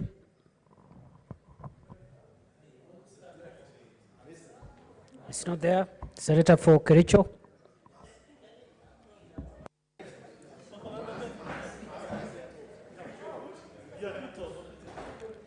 Thank you, Mr. Speaker. Mr. Speaker, I rise to oppose this motion. Mr. Speaker, this is a very sad day for Kenya. At the National Assembly, Mr. Speaker, the National Assembly is opening floodgates of interest rates locally. While here at the Senate, we want to auction them to international loan sharks. I want to imagine, Mr. Speaker, that when Kenyans get to heaven, many of them, the first question they'll ask the good Lord is, dear Lord, why was I born in Kenya? Because of situations like what is happening today. It's extremely difficult seeing what is happening in our country and how we, as their leaders, their elected representatives, the people who are supposed to save them, are agreeing with those people who are visiting the kind of suffering that is being faced by our people, Mr. Speaker. Mr. Speaker, we must not give up. Those of us who hold the view that at all times, despite enormous pressure and temptation, must always do right, we must hold our fort this afternoon. I want to urge my colleagues to follow through the 7 points that I want to lay before this House this afternoon, Mr. Speaker, on why no senator should support these regulations in their present form. Number one, Mr. Speaker, is the issue of the level of debt. And various information has been put forth before this House on what is our level of debt as a country, Mr. Speaker. That we are told that as it is today, the figures that were presented before our committee, Mr. Speaker, is that as at 31st of June or 30th of June 2019, we were at 5.8 trillion, Mr. Speaker. But the truth of the matter when we requested that we be issued with a debt register, many of us that calculated and tallied the list of loans that were presented before our committees, Senator Faria was seated next to me. And she's the one who did the tally with me on her calculator. Those loans were totaling more than 7.5 trillion Kenya shillings, Mr. Speaker. Therefore, it is not true in the first instance that we are at 5.8. The second piece of evidence, Mr. Speaker, is that Central Bank publishes its weekly review of how the economy is performing. And one of the indicators they put forth is the level of debt in this country. This is their report for this week, Mr. Speaker. And one of the things they point out to is that as at 30th of August this year, our debt was already at 6.1 Order, trillion. members. Mr. Order. Speaker. Order, members. Order. Order. Order.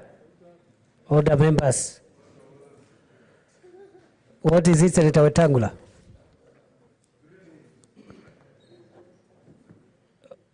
Order, members. You can look at this side. Everybody is studiously silent and listening. I want to encourage the chair, Mr. Speaker, and beseech you to tell our colleagues that even if you are just waiting to vote, please listen to those who are debating. Order, Senator Wetangula. Order, Please listen to those who are order, debating. Senator Wetangula. We Order. want to listen to all Order. these issues being put Order, together. order, Senator Kabaka, you are out of order. You cannot call a colleague a voting machine. That is not something we will entertain. Order. However, having said so, I see a lot of movement and excitement on the majority side. Please observe the rules of the debate. Chief Whip, sit down. If you have not whipped, this is not the place to whip. This is a place for debate. You should have whipped before, or you can de-whip later, if need be. Okay? So, Leader of Majority and all the senators, please let's give our House the dignity it deserves. Thank you. Senator Aaron Cheruiyot, proceed. Thank you, Mr. Speaker. Mr. Speaker was making a very important point, and perhaps that's why I was being interrupted, so that it gets drowned.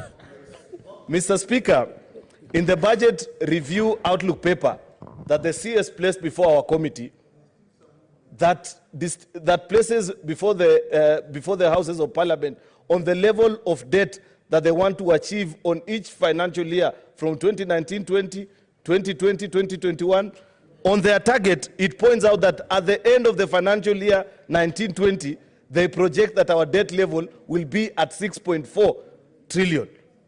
But the document that I had tabled previously, Mr. Speaker, shows that by August of 2019, they are already at 6 trillion.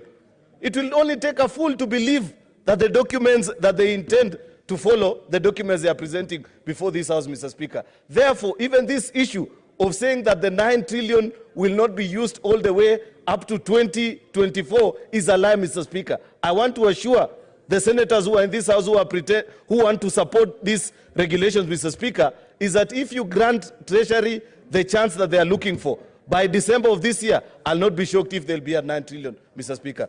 That is how difficult these things are before. Mr. Speaker, on my third point is the issue of the underperformance of revenue. A very critical and important point in this debate. We've been told that budget deficit is a problem. The difference between our expenditure and what we are collecting, Mr. Speaker. Yet, as it is today, Mr. Speaker, for every 100 shillings that Kenyans are being taxed, 50 shillings, half of that amount, is going to service debt, Mr. Speaker. If that does not throw you into a chill mode as a senator and ask you to first place the minister and the whole of Treasury before this House so that they expose and talk to us about what is the future of this country. How will we survive, Mr. Speaker, if we get to a point where for every revenue that we'll be collecting, close to 60 or 70 shillings out of 100 will be paying debt? Therefore, Mr. Speaker, I want to persuade my colleagues who may have been lobbied or whatever means may have been used to convince them otherwise. Order, Senator Cheruyot. Whipped is the word, Mr. Speaker, that I wanted to use. Precisely. Excuse my language, Mr. Speaker. It is because these things actually, they make your blood boil, Mr. Speaker, when you look at the figures. If it is whipping, they can be whipped by any means possible. I want to whip them back. Not something else. I want to whip them back to agree with those of us who hold the view that we need to have a proper conversation, Mr. Speaker, about... Mr. Speaker, protect me from the majority leader. He's heckling me as... That's a contradiction. It's a contradiction, Senator Cheruyot. Which one? You have talked about the majority leader and heckling. Those two cannot go together. I am shocked also that this afternoon they are going together, Mr. Speaker.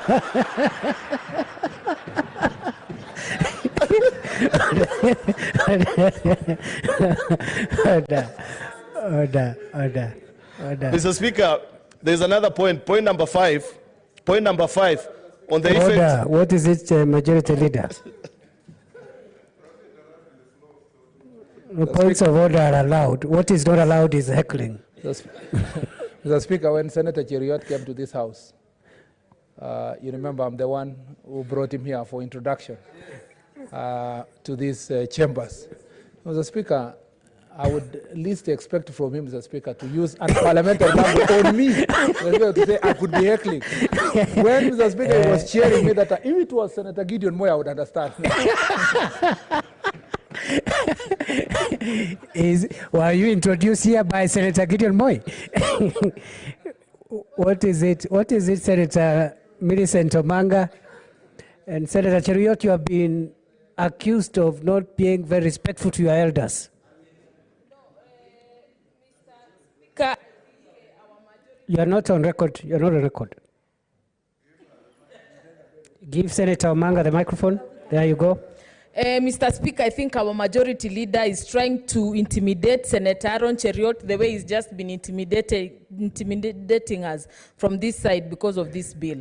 Where is the intimidation? Where is the intimidation, Senator Omanga? The majority leader stated what he considered a fact, that he introduced Senator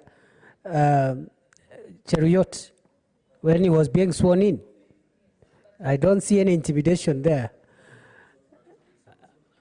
Mr. Speaker, yes. If so respect your elders, if in the course of Cheruyot. my putting forth my points, Mr. Speaker, I may have uttered words that suggest that I do not respect the majority leader, then I withdraw. Yes. But, Mr. Speaker, one of the things that majority leader did for me in 2015 when he introduced me to this house is that he took me to the Finance and Budget Committee. Yes. Little wonder, Mr. Speaker, yes, that those of us who have been in this committee, Senator Moses Wetangula, Senator Mutula Kilonzo, have been saying this thing for many years. That's why today, when you are given an opportunity to set the country on the right path, we cannot waste this opportunity, Mr. Speaker. Because for the last 5 years, we've been saying that we are living beyond our means as a country. Mr. Speaker. Yes, Minority Leader. Let's hear Senator Orengo. Order, senators. What is it, Senator Orengo? Mr. Speaker, you know, Senator Murkomen and myself were neighbors at KICC, and subsequently we've been neighbors.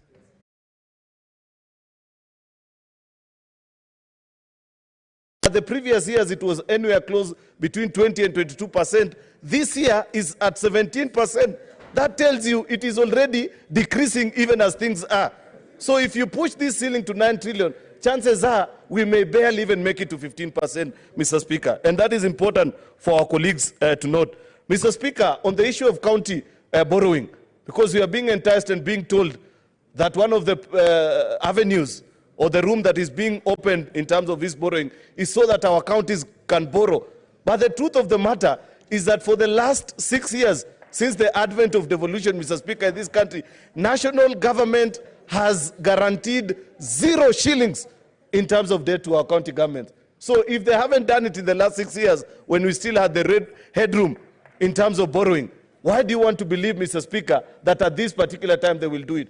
I will be more prone to support regulations, Mr. Speaker, that specify that of this amount that you want to borrow, X amount is purely set out for counties. If that is put in pen and paper, then I can support such regulations, Mr. Speaker. And the reason why I want to do that, Mr. Speaker, is that all the 47 counties in this country are tax-paying counties, Mr. Speaker. But the truth of the matter, the list of projects, Senator Wetangula tried to ask the Cabinet Secretary, of all this amount that you're borrowing, of the 9 trillion shillings, how much is going to Bungoma in terms of projects? He was shown a project of 100 million Kenya shillings. It's a shame. How do you expect that I, in my rightful mind, Mr. Speaker, as a representative of the people of Kericho County, to vote to increase such a debt ceiling when I cannot see even a single shilling in terms of projects going to my specific county? We are all of us Kenyans, Mr. Speaker. Therefore, this business of the whole country borrowing, guaranteeing the 47 million of us, but projects only going to specific counties, some of us can never support this, Mr. Speaker.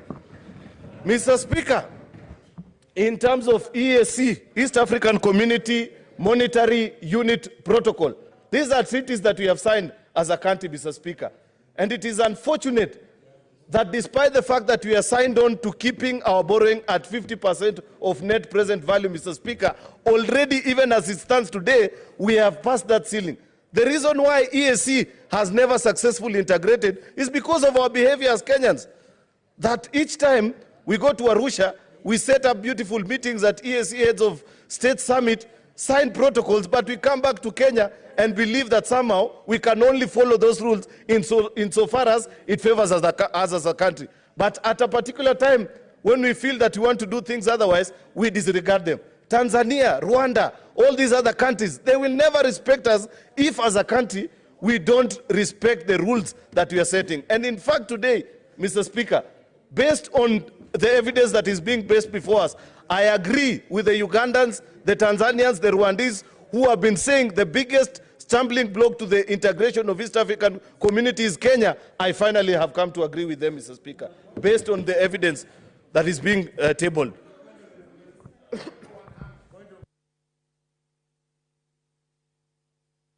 What is it, Senator Pareno? You are on a point of order? It's a point of information. Just giving information to Senator Cheruiyot. Senator Aaron Cheruiyot, would you like to be... Okay, proceed, Yes. Senator Pareno. As far as Kenyan standing in the EAC region is concerned, I think as Kenya we've been regarded as the big brother that does very well. As we speak now, the Committee on National Cohesion and Integration was actually lauding Kenya for having been the one that has now made almost 90% of its payments, when there are countries that have not even made a single cent. So that is the information I wanted to give my brother. Very well. Mr. Speaker, you know very well that in matters to do with law, you either comply fully or you don't comply. You cannot appear before a judge and argue that because I have followed all the other 9 laws on this one, permit me to break this particular law. If Kenya is serious, and if indeed we are the big brother, as you say, Senator Judy Pereno, then it is incumbent upon us to respect each and every EAC treaty that we have entered into and signed as a country. This is one serious one. If we violate it, we shall be sending a very bad signal. Finally, Mr. Speaker, on this very important issue about debt restructuring, because it's one of the high points that the minister keeps on hitting in the medias, and I have seen the same being repeated on the floor of this House, Mr. Speaker, that we are using this particular debt to retire commercial loans so that we can borrow, we can use concessional loans. As a committee, we requested the minister to present us with evidence of any institution that is willing to do that. Because as we know, Mr. Speaker, and you know, Mr. Speaker, this is a problem with Kenyans. Even sometimes when a Kenyan priest finds himself in a mosque, he still wants to pretend as if he's an authority in matters to do with that particular religion. People who do not understand economics want to lecture us on things they know little about. There is no multinational, multilateral lending institution that will do the kind of thing that this minister is proposing and telling us as a country want to do. They are in business just like any other institution. Therefore, to be lied to, Mr. Speaker, or to be misled, Mr. Speaker, you know, I saw you taking your cup, and I knew after you put it down, Mr. Speaker, to be misled the way we are being misled is not proper. And therefore, I put it to my colleagues that multilateral Order, lenders... Senator Kangata. Senator Kangata, I had given you a chance to contribute. You are not here. Now you are here and causing havoc. Proceed, Senator. Mr. Speaker, the point that I was making is that multilateral lenders do not undertake debt restructuring. Rather, what they do is that they fund specific projects like SGR, a particular road, a particular factory. That is the kind of business that they are in.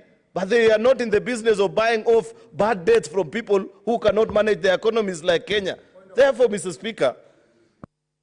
What is it, Senator Murkomen? Senator Cheriot has been talking about people who know nothing about what they are talking about. But Mr. Speaker, is it in order to mislead the House that the responsibility of IMF and World Bank is not to restructure debt? When, Mr. Speaker, you taught me, and you know very well, that is one of the main responsibilities of that those two multilateral agencies, Mr. Speaker, and even in the past, I participated in debt restructuring in this country. What is it, Senator Wetangula?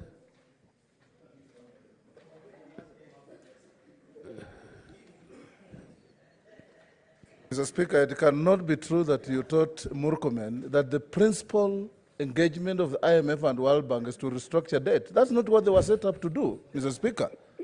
And you should also, if you did that... You should have waited until I respond. It's most unfortunate, Mr. Speaker. Why are you preempting my response? Can I hear from Senator Cheruiyot first? No, Mr. Speaker, I'd wish to hear from the teacher who misled Murkomen.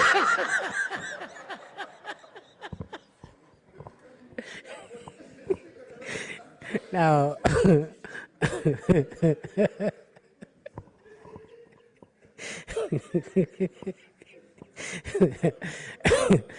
I think what Senator Murkomen said, he never said I taught him that the World Bank and IMF restructures debts. He said I taught him, and then continued to say what?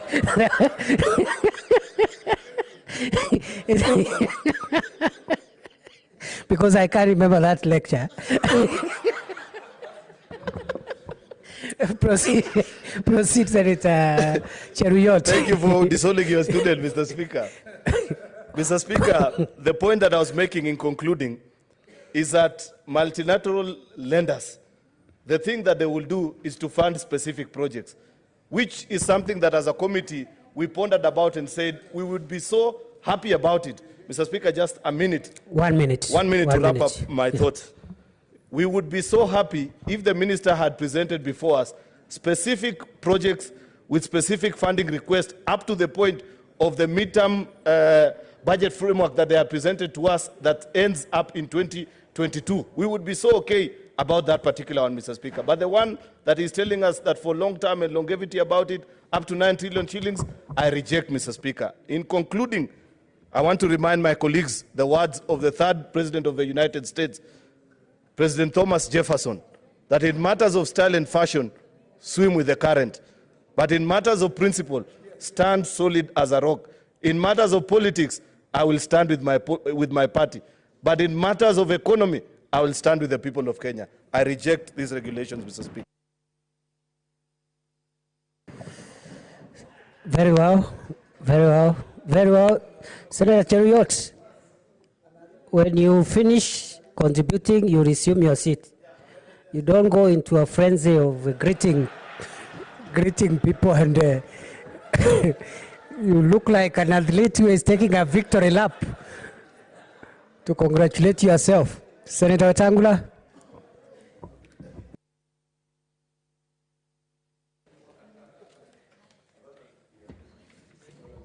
Mr. Speaker, thank you for the opportunity, Mr. Speaker. I am one of the members who signed the dissent and the minority opinion. Therefore, Mr. Speaker, I do not support the motion as presented to the House.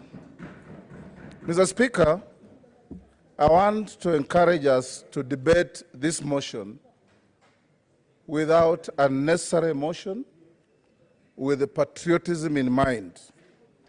I want, Mr. Speaker, to bring the attention of the House to Article 201(3), 201(c) of the Constitution. The burdens, Mr. Speaker, and benefits of the use of resources and public borrowing shall be shared equitably between present and future generations. Mr. Speaker, whatever we do today, we must be able to take care of our future generations. When we held public hearing, Mr. Speaker, there is a lady from ISPAC, I think she was called Njeri, who made a very simple point, Mr. Speaker, that Order, Senator Gideon Moi. Order. That the Order, simplest, Senator Kihika. that the simplest criteria in borrowing, is, Mr. Speaker, lies in the ability to repay. When you borrow money, you must have the capacity members. and the ability Order. to repay. Order, senators. Senator Margaret. Order. Order, senators. Order, senators. Actually, I expect a lot of concentration because this matter is extremely important for the country. Mr. Speaker, the whole country is watching on what this Senate is going to do. Absolutely. Mr. Speaker, these regulations that have been brought to this House, as Mutula Kilonzo put it, are not a bill that will have to wait for 6 months to be brought back again if rejected. And Mr. Speaker, those who are with us in the committee, I asked the Minister for Finance 5 times, Mr. Minister, what is your irreducible minimum if you don't get the 9 trillion? He didn't answer. He just kept on telling us the country is in serious problems. Meaning, Mr. Speaker, if we give the 9 trillion, by probably December, we'll have borrowed the whole of it. We must, Mr. Speaker, be patriotic. There is no country that doesn't borrow externally and internally. Every government borrows. But the responsibility with which you approach the borrowing, Mr. Speaker, is critical. As senators, we're enjoined by the Constitution as defenders and protectors of counties and their governments. Our Office of Budget, Mr. Speaker, manned by very brilliant, well-trained young professionals, appeared before the committee and told us the consequence of what we're about to do is diminished revenue to the counties. Because under the Constitution, Mr. Speaker, the first charge to our revenue is public debt. It doesn't matter how much we collect. If we owe so much, we must pay debt before we sit down to share between the counties and the national government. So in trying, Mr. Speaker, to do what we are doing, we are actually truncating the allocation of resources to our own counties. I listened to the majority leader engage in some debt rigmarole on the floor. Total unconvincing, Mr. Speaker. Mr. Speaker was saying things, I think, at a private session with the minister, because the minister appeared before us, and he didn't say the things he was saying. We asked the minister, can you show us your schedule of debt restructuring? He had none. Absolutely none, Mr. Speaker. And Mr. Speaker, allow me to salute this young lady, the nominated Senator Faria. Brilliant. She may have voted yes, but for different reasons. Brilliant girl. She knows the figures, she knows the facts, she knows the economy. And she has been a pillar of our committee. I want to salute her on this floor, Mr. Speaker. That she signed yes is neither here nor there. She's nominated. Mr. Speaker. Order, Senator Wetangula. Mr. Speaker. Nomination has no connection with voting. She understands, in the committee. Mr. Speaker. Yes. She's not protesting. Mr. Speaker, under Article 3 of the Constitution, Kenya has signed to the East African Protocol. And Article 3 of our Constitution says any international treaty we sign to automatically becomes part of our law. And the protocol says our debt to GDP should never exceed 50%. We are now about, Mr. Speaker, to take our debt to GDP to 100%. Because I asked the minister, what is our GDP? Even if he didn't answer, we know it because it's in public domain. Our GDP, Mr. Speaker, is 9.8 trillion Kenya shillings. We want to open the debt ceiling to 9 trillion. It means, Mr. Speaker, our GDP and debt weight are going to be equal. Which country does that, Mr. Speaker?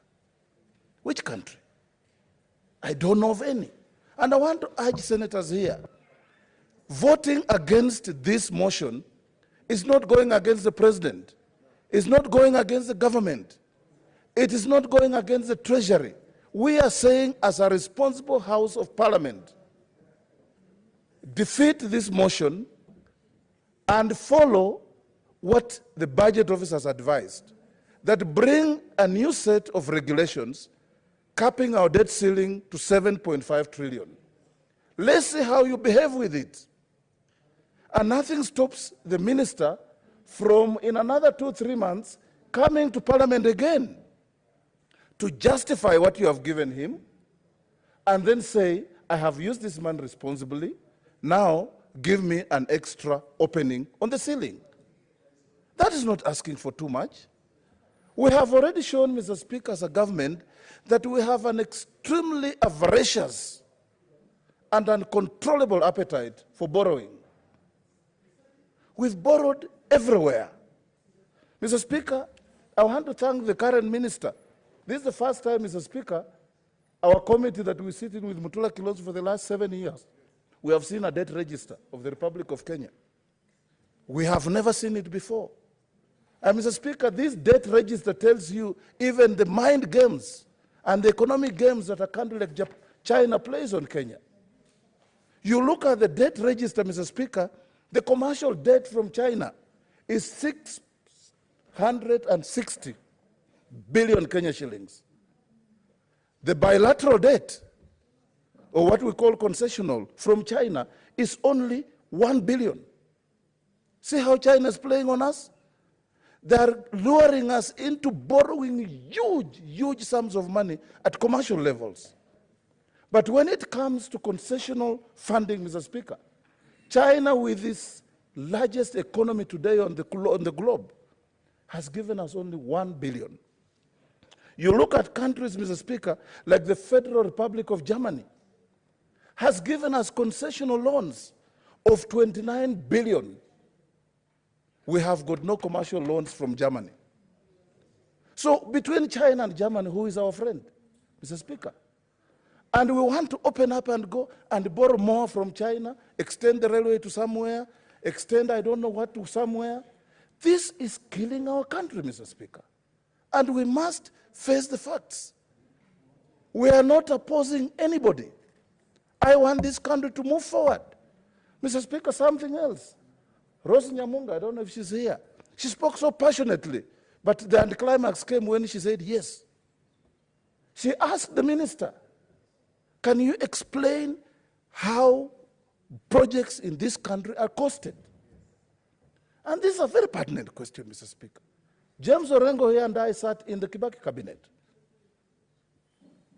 The road from the airport to Westlands was approved by Kibaki's cabinet at a cost of 23 billion. Beth Mugo was with us. 23 billion. Mr. Speaker, even if there was superinflation in Kenya, which there isn't. I saw the other day, Mr. Speaker. What is it, Senator Orengo? The order, Majority Leader. Order. Is a distinguished member for Bungoma correct in giving a very positive portrayal of that grand coalition government? When the road to China was opened under the grand coalition government, probably this government would never have gone to China had we not taken the country to China.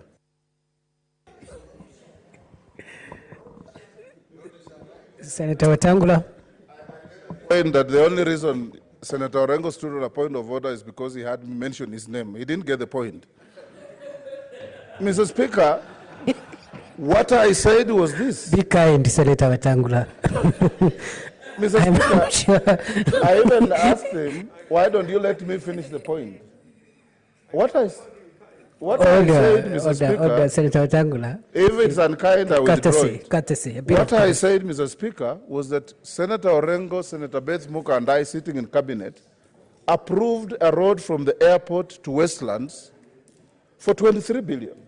And Jim, you bear me. Yes. But, Mr. Speaker, the other day I saw the president launching the same road at 63 billion. And if you live in this country, you saw it. The president launched the same road from City Cabanas to Westlands at 63 billion. It was in public domain. It is not the mistake of the president. Who is costing our projects? That is the question. Who is costing the projects? Even during that time, the minister was Franklin Bate. It was an elevated road from the airport to Westlands, ending up at the James Gichuru Junction. Let me go to another point, Mr. Speaker. I'm sufficiently informed. It's me to allow... Order. Senator Wetangula, you're on a warpath today. Mr. Speaker. You never know, Senator Wetangula. Maybe... Okay, but anyway, it's your discretion. You know... I know you want Unless really it's very critical, we should because not be, the point I made we is should just not be a comparison discourteous of to each other. prices. So I'm sure Senator Wamatangi doesn't want to yes.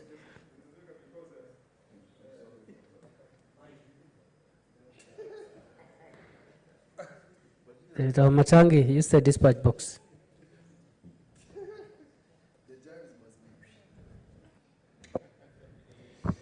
Mr. Speaker, well, now that the distinguished senator for Bungoma didn't want this in information, let me bring it as a point of, eventually. Let me bring it as a point of order and ask whether he is in order then to misinform the House that the road project was launched at a cost of 63 billion. Indeed, it was launched at a cost of 59 billion. So he would need to have his figures correct. So it's 59, it's not 59. 63. Yes, Mr. Senator Wetangula? That's very good information. 59 is very far from 23. It's very far from 23, but the figure of 63, I picked it from the media. So it's, and the media must have picked it from government documents. Mr. Speaker, I want to end so that other colleagues can contribute. I want to urge this, Mr. Speaker, that this country is in problems. And you don't solve your problems by adding more problems. We have borrowed and borrowed and borrowed, and we want to borrow even more. We even asked the minister, Mr. Speaker, if you are not going to dash to the 9 trillion that you're asking for, why don't you withdraw these regulations and bring new ones tomorrow? We will be the champions of passing them in the House. He was not ready. He said it's either 9 or nothing. That means, Mr. Speaker, that is already set. Thirdly, Mr. Speaker, the point that Senator Fokericho brought. This is a list that was shown by the minister of some of the mega projects that they are going to undertake with the opening of the debt ceiling. Mr. Speaker, some of our counties is like they are not in this country. Running all the way from Pokot, Trans Nzoia, Bungoma, Kakamega, Vihiga, Busia, Siaya, not a single project. Not a single project. We're opening up the debt ceiling by 3 trillion. And they're going to projects, Mr. Speaker. Where is equity in the country? Everybody pays taxes. Everybody expects development. More importantly, Mr. Speaker, the untruth that by opening the debt ceiling we are going to allow counties to borrow must be debunked. If the counties, Mr. Speaker, without borrowing have already accumulated unpaid bills of 110 billion, how are they going to manage any further borrowing if we allow them to borrow. If we go to our counties, whether it's Senator Ongeri's Kisii or Wamatangi's Kiambu, young boys who take small loans of 500,000 to do public jobs can never be paid. They're all being auctioned everywhere. They're all victims of Shylocks. So we can't tell the country that by opening up this debt ceiling, we will allow counties to borrow when counties can't pay with the money they already have. That doesn't fly, Mr. Speaker. I want to urge this House, Mr. Speaker, that today, in this House, as senators of the Republic of Kenya, let's go on record as not being rejectionist philosophers, but as a house of reason that tells the Treasury and the government, yes, we can open your ceiling, but no, not to the level you want to take this country to a GDP equal to a debt ceiling. Because, Mr. Speaker, if your GDP is 9.8 trillion and you have borrowed 9 trillion, how will the country run? We are told 52% of our revenues are paying public salaries. How are we going to pay those salaries? We have launched public projects everywhere. In fact, Mr. Speaker, when I saw the president launching the road at City Cabanas, I tweeted that, Mr. President, it was on the eve of Mashujaa Day. I salute you on Mashujaa Day, but encourage you, please, as your legacy, finish all the stalled and incomplete projects in the country instead of launching new projects. Because you can't continue launching new projects when you have no money. Order. So I want to encourage... Order members. I want to finish, Mr. Speaker, by encouraging everybody here, whether it is Senator Murkomen, who was the other day crying here about Aurora and Kimwarer, and all of us, that here, even in this list of those priority projects, Kimwarer and Aurora are not there. They are not there. What is it? What is it, Senator Murkomen?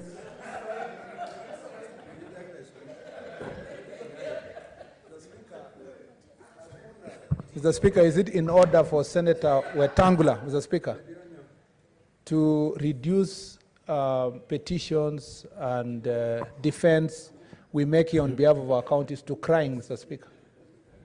And Mr. Speaker, if I am crying, I was crying for Aurora and Kimwarer, which I did, Mr. Speaker, and which I confess that in the list that he is holding, at least the Aurora Dam is inside there. So my only petition is on the Kimwarer Dam. But most importantly, Mr. Speaker, yes, Senator Wetangula is misleading, is in order to tell the House that the President should complete projects, and then on the other hand say, let's deny him from borrowing, Mr. Speaker. How will he complete without the money being borrowed? Mr. Speaker, I said very logically, we never told the minister we cannot allow him to open the ceiling. We only told him he can't open it to 9 trillion because it's taking us to the equality of GDP and debt.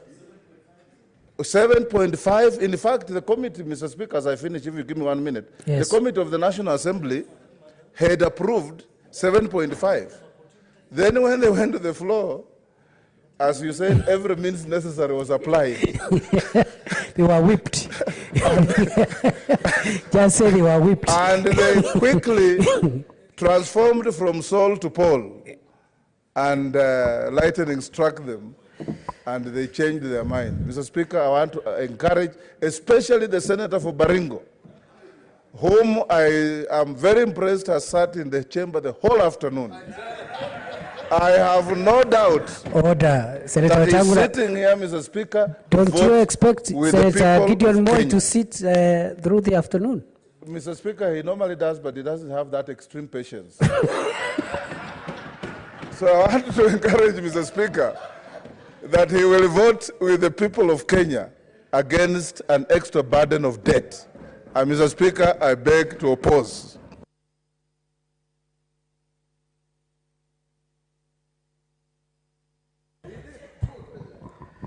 Senator for Baringo County.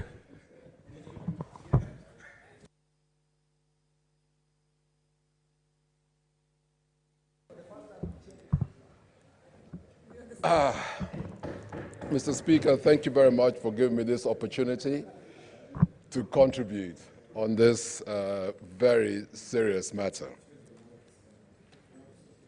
Mr. Speaker, I do agree with my colleagues that we find ourselves in a very inevitable position, and a very grave position indeed as a country.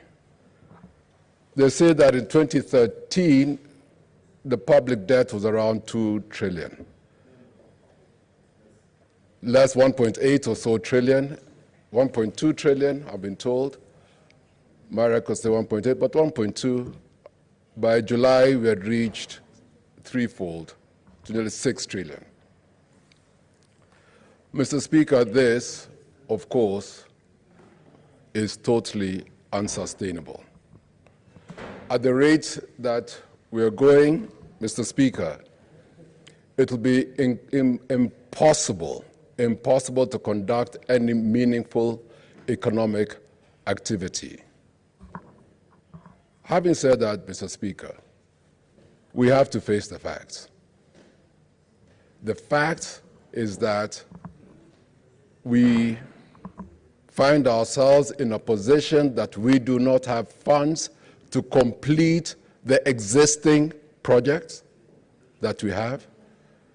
We do not have funds to complete those projects, and we do not have funds to continue doing any meaningful development projects. That's a fact. Mr. Speaker, whether we like it or not, the fact remains that at this position, there is no wriggle room. When the minister said, and he said to the colleagues, that he's got nothing, he has nothing, one, to give out, he cannot pay, he cannot complete, and if he does not get this gap in the ceiling, the next thing which will happen, Mr. Speaker, I can assure you, will be an economic meltdown. One of the reasons which we have to be aware of and wise to is that if you do not have any wriggle room, what do? The loans that we have are extremely expensive. They're commercial loans. It is prudent that we retire the expensive commercial loans and get cheaper, sustainable loans. That is a fact. We cannot say we throw it out and continue paying expensive loans. That has not been prudent. We must borrow, retire the commercial loans, and take cheap loans and complete the existing projects that we have. That we have to do. Senator Murkomen talked about that what happens next, and he talked about that there should be a new debt management organization to be set up. That is okay, that is fine. But the most important thing, Mr. Speaker, after this, to me, is that we have to now see as a country how are we going to generate revenue in order to pay back the loans that we have. And the only way we're going to do that is that conscientiously the government must change their economic policies. We must completely change our policies. We must use the factors of production, land, labor, capital, and entrepreneurship, and encourage them. We must unlock all that we have invested in, for example, SGR. It is pointless for SGR to carry passengers and you think that we're doing a good thing. That's consumption. We want SGR to carry goods and services, to create wealth. That's why we built it. Those are the policies which we say we need them to change. We need them to use innovations and technology to help us in our agricultural sector. One of the things that you see, agriculture contributes 25% of GDP, yet it's the least funded of all the factors of production. So while we're accepting that we have a problem, yes, we have a problem, yes, we're going to accept that we need to do X to do this, but we have to see what's going to be sustainable going into the future. Mine is that we must change our economic policies concerning land. We must change it in concerning and encourage entrepreneurship. We must give people access to cheap capital. Those are the things we must do. But we cannot run away or dodge the fact that we've got an elephant in the room. And we have to pay for it. Whether the decisions which happened was right or wrong, it has found itself on our table. And I'm saying, and I'm urging, and I'm pleading to my colleagues, let's do the right thing. I know when they say, if you look at the list, not everybody is there. But the people who are there, they're Kenyans too. Let them benefit too. Next year, I know in the next policy, they're saying that we will have our cake and eat it. Mine is just to ask and plead with my colleagues, let's be prudent. And let's do the right thing and support. Thank you. Very well. Senator Olekina.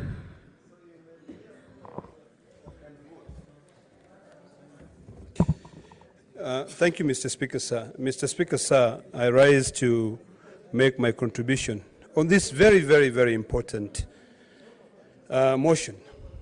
And I'm very happy that it has come at a time when this House has come out as a house of reason. Today, Mr. Speaker, sir, as I rise to contribute to this motion, I'm worried about the future generation. I'm worried about the burden which we in the current generation are continuing burdening the future generation. Our consequences, choices have consequences, Mr. Speaker, sir. Mr. Speaker, sir, when you think about the cost of borrowing in this country currently, and we think about this motion today and the actions of our voting today, either yes or no, tomorrow, Mr. Speaker, sir, the cost of borrowing in this country will skyrocket. Our economy will continue to stagnate. We've got to look at the whole issue of the economy in a much broader spectrum and ask ourselves, if we allow Treasury to raise the ceiling of the debt of borrowing in this country, how are we going to be able to ensure that we work closely with Treasury to oversight to ensure that we don't continue getting deeper down in the hole? My biggest worry, Mr. Speaker, sir, is that currently the current government is trying to carry out every single project in this country. Private sector is not being given an opportunity to be able to help the economy grow.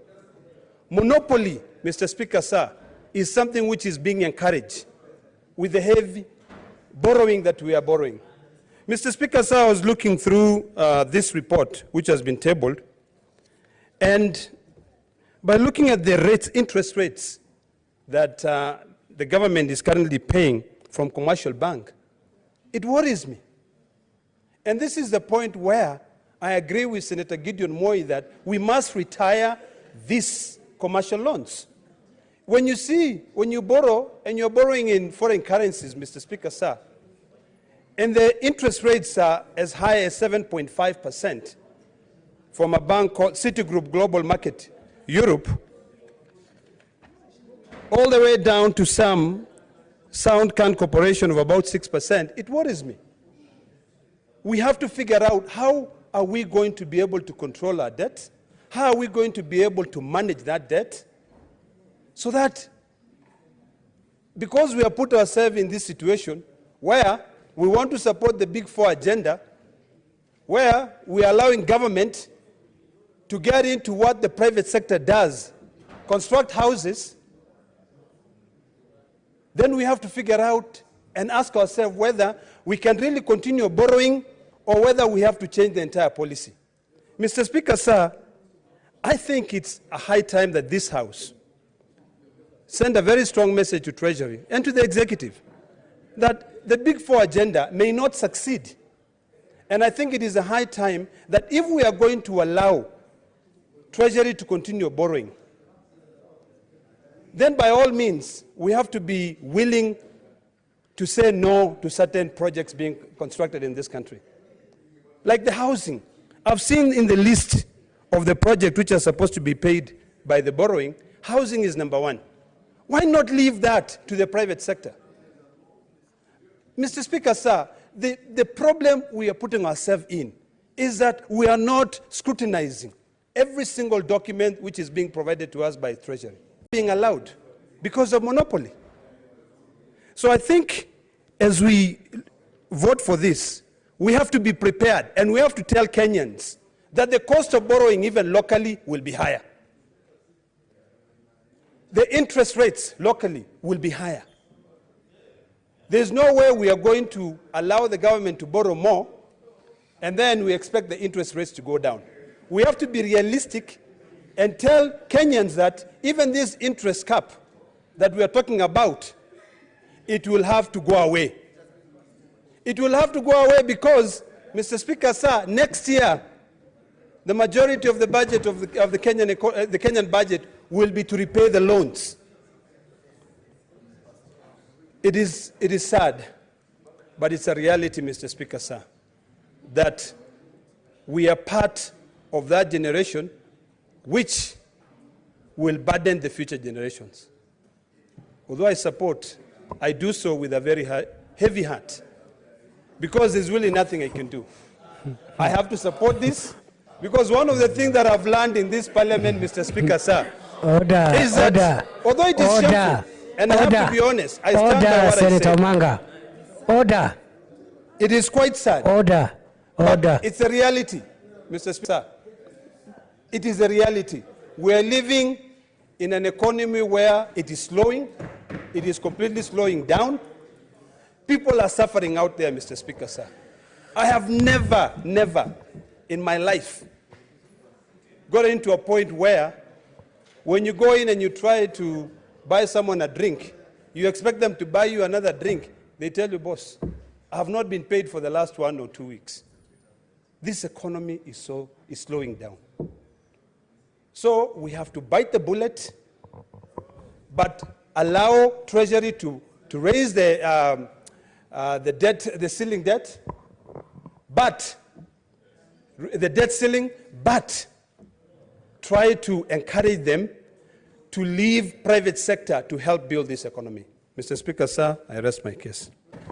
Do you rest your case or you support? I support. Yes. You have to end by either supporting or opposing. You cannot just rest your case. Whether your heart is heavy or light, doesn't matter. You either have to support or to oppose. Senator Manga. Order. Senator Cheriot, you are the one almost doing what you were accusing the majority leader of doing. Asante Bwana Spika, nataka kusimama kuchangia mswada huu. Nataka nitumie lugha ya Kiswahili ndio wale wananchi ambao wanasikiza huu mjadala waelewe kile tunaongea kuhusu. Na Bwana Spika, mimi nakataa, napinga huu mswada vile niliupinga kwenye kamati. Sijabadili msimamo, bado nasimama na Wanjiko, nasimama na Nyaboke, nasimama na Akinyi. Mimi kwenye kamati hata niko kwenye ripoti ya wachache. Kwa sababu nini napinga huu mswada? Bwana Spika, yule waziri wa fedha alipokuja kwetu akiuliza waongezewe hii kuchukua deni, hakuleta ratiba ya kuonyesha pesa hii inafanya nini hiyo kwa wingi, kwa sababu ukiona bajeti ile pesa kama vile Mheshimiwa Aaron aliposema, ile deficit ilikuwa kwa ile pesa inakuwa 1.2 trillion. Ukiweka inafaa pesa wanahitaji. Deficit ni nakisi. nakisi inakuwa trilioni 7.5. Sasa wanahitaji trilioni 9. Kwa nini pesa hii yote yenye ambayo hawatupi ratiba ni nini inafaa kufanyiwa? Kwa sababu tunajua Kenya hii pesa ya ufisadi, uporaji wa pesa unatokana kwenye bajeti. Na ndio kwa sababu unaona mabajeti nyingi kama NYS tulipoteza mabilioni ya pesa ambayo watu hao wa NYS hadi sasa hawajashikwa. Tunaona serikali kikimbizana na hawa wachache wenye mnaambiwa ni milioni 20, kama Gavana Sonko anakimbizwa na milioni 20 iliwekwa kwenye akaunti yake, lakini tuna mabilioni ambayo ilipotea wakifanya bajeti kwenye NYS. Hadi sasa wale ambao walikuwa kwa vyeo wenye waliidhinisha hiyo pesa hawajawekwa kushikwa. Bwana Spika, mimi nikiwa kwenye pande ya wengi wa nyumba, tumekuwa tukipigiwa simu na kulazimishwa na kiongozi wa wengi Senator Murkomen kwamba lazima tusupport mswada. Order, Senator Manga. Order. You are out of order. If you want to discuss the majority leader, you bring a substantive motion. Nimeelewa Bwana Spika. Yeah. Nasema kuwa tumekuwa tukiongeleshwa. This is not a place to do party politics. You go and do your party politics in the rallies. Bwana Spika, nimesikia. Vile nilikuwa nataka kusema kuwa hii kwa Swahili usema kizuri cha jiuza, kibaya cha jitembeza. Kama mswada huu ungekuwa ni mswada mzuri, kwa nini basi watu hawangejifanyia wenyewe maoni na waseme na wapige kura vile inafaa? Si ile unapata yule mnaweza kuwipiwa na kiongozi wa wengi, mnaambiwa hivi ndio inafaa kuwa. Kwa sababu ni ile inaonekana kuna watu mahali ambao wanataka nyumba hii seneti ipige kura vile wanataka, si vile Wanjiko ataweza faidika. Bwana Spika, kweli hii tukikubali hii kuongezwa kufunguliwa kwa serikali kuendelea kuchukua deni, kumaanisha tunaua ugatuzi Kenya hii. Tunaua ugatuzi kivipi? What is it, Senator Orengo?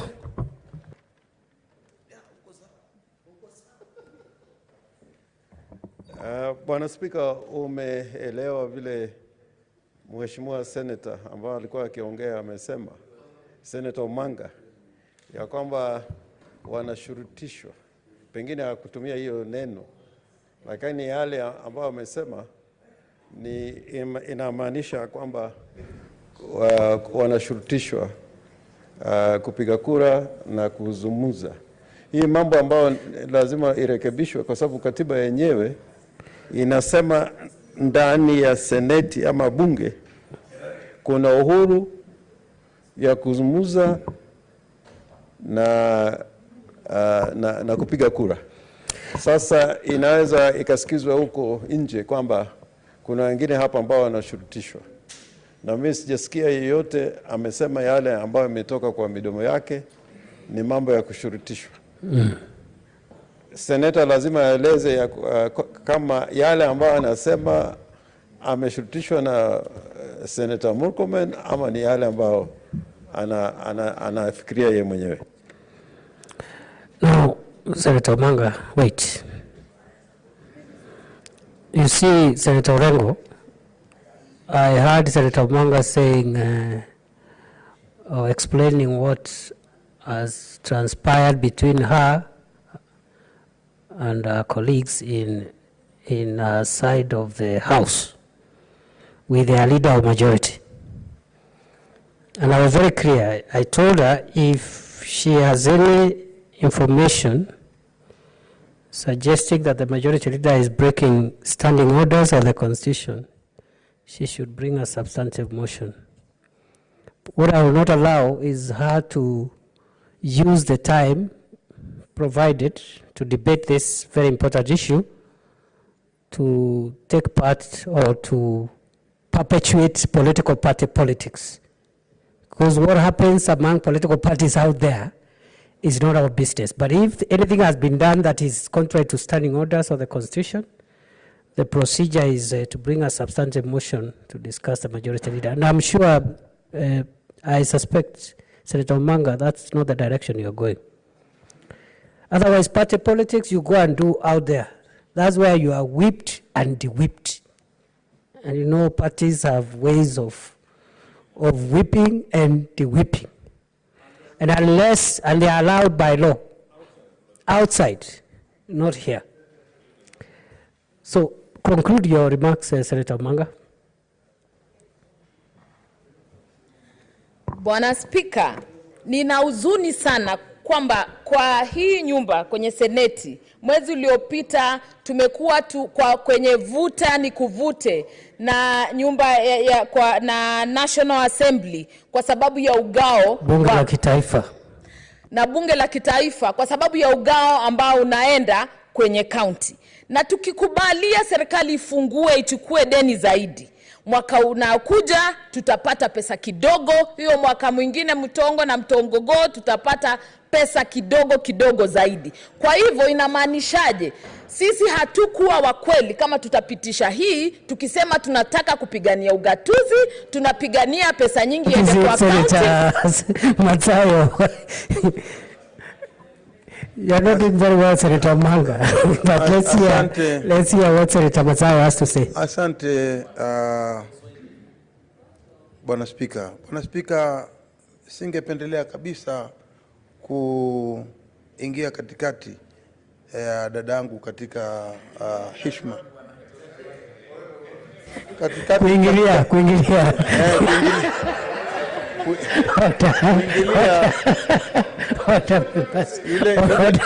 Nimesema yeye dadangu. Order members. Katikati Bwana Spika. What is it, Senator Kabaka? Senator Mathayo is on a point of order. So Senator Mathayo is on a point of order, so he has to rest his point of order first. Asante Bwana Kabaka kwa sababu ni wakili, lakini mara yake ya kwanza kuwa hapa. Kwa hiyo ni sawa mkosoa kidogo. Order, Senator Mathayo. Asante Bwana Spika. Bwana Spika,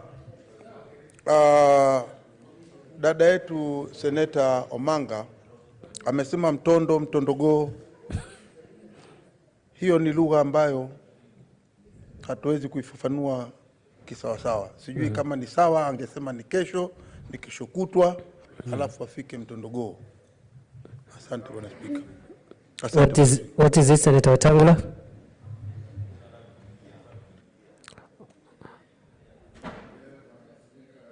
Nidhamu kwa Mheshimiwa Senator wa Kilifi kusungumuza na kutumia maneno na sentensi ambayo inaweza kutoa taharuki kwa fikra za watu kwa kusema ya kwamba hataki kuingia katikati ya Mama Millicent Omanga.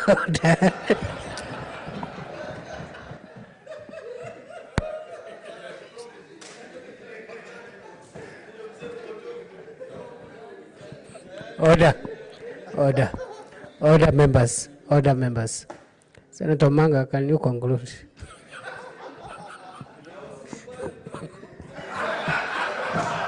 Siwezi kubali seneta ingie katikati yangu, lakini nilikuwa namaliza hivi nikisema Bwana Spika, hii kweli tunauza nchi yetu.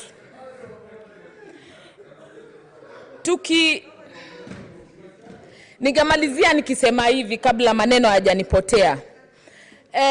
Tukikubali tuachie serikali ifungue na kuchukua deni zaidi, kumaanisha tunaua ugatuzi. Na kama tulikuwa kwa kweli, kusema ukweli, tunapigania ugatuzi na tunasema tunataka pesa nyingi iende kwenye county, alafu sasa tunasema tunataka kufungua serikali endelee kuchukua deni na sasa ugatuzi na county ziendelee kupata pesa kidogo zaidi ya ile tumekuwa tukipigania juzi. Kwa hivyo ni kumaanisha, kusema ukweli, sisi si wa kweli. Hata Bwana Spika, ukiona chairman, mwenyekiti ambaye alileta huyo mswada, alikuwa hata anaongea polepole sana, kwa sababu tulikuwa naye kwenye kamati, na ilikuwa kana kwamba hata yeye mwenyewe haamini ile anasema, kwa sababu hata sauti yake haikuwa ile ya kawaida. You are imputing improper motives. Just, you know, Senator Manga, just say your points. Just say your points in support or in opposition. Stop hurting other people, colleagues. It's not advisable. Nimeelezeka, Bwana Speaker. Because you cannot say the mover doesn't believe in his motion. That's a very serious allegation to make. Nimesikia, Bwana Speaker. Bwana Speaker, ni kwa sababu tulikuwa kwenye kamati ile, na wakati waziri na baraza lake la watu ambao wanafanya kazi kule na expert kwa hii uwanja economy walikuja, sisi wote kwenye kamati tulikataa mswada ule. Lakini vile tulitoka kule, kesho yake tukaenda tena kuandika ripoti, wengine ikawa wamebadili mawazo. Ikakuwa sikuelewa walibadili aje kutoka saa ile tulikuwa nao tukielezwa, na kesho yake saa ile tunaandika ripoti. Ni wanatumia, iwezi kuwa serikali inachukua deni, ikitaka kulipa inachukua deni ingine, inalipa deni ingine na inalipa ingine. Haiwezi hiyo. Kumaanisha tunatengeneza shimo ambayo haina mwisho. Na kusema ukweli, Speaker, hii itakuwa ni madhara kwa hata watoto wetu na watoto wa watoto wetu ambao wanakuja. Kwa hivyo, Bwana Speaker, mimi naupinga huu mswada.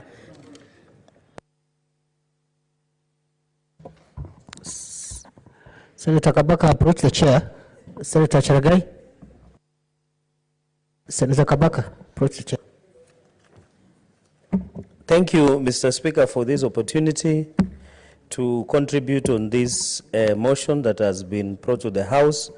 From the onset, Mr. Speaker, the country is not doing very well in terms of economy.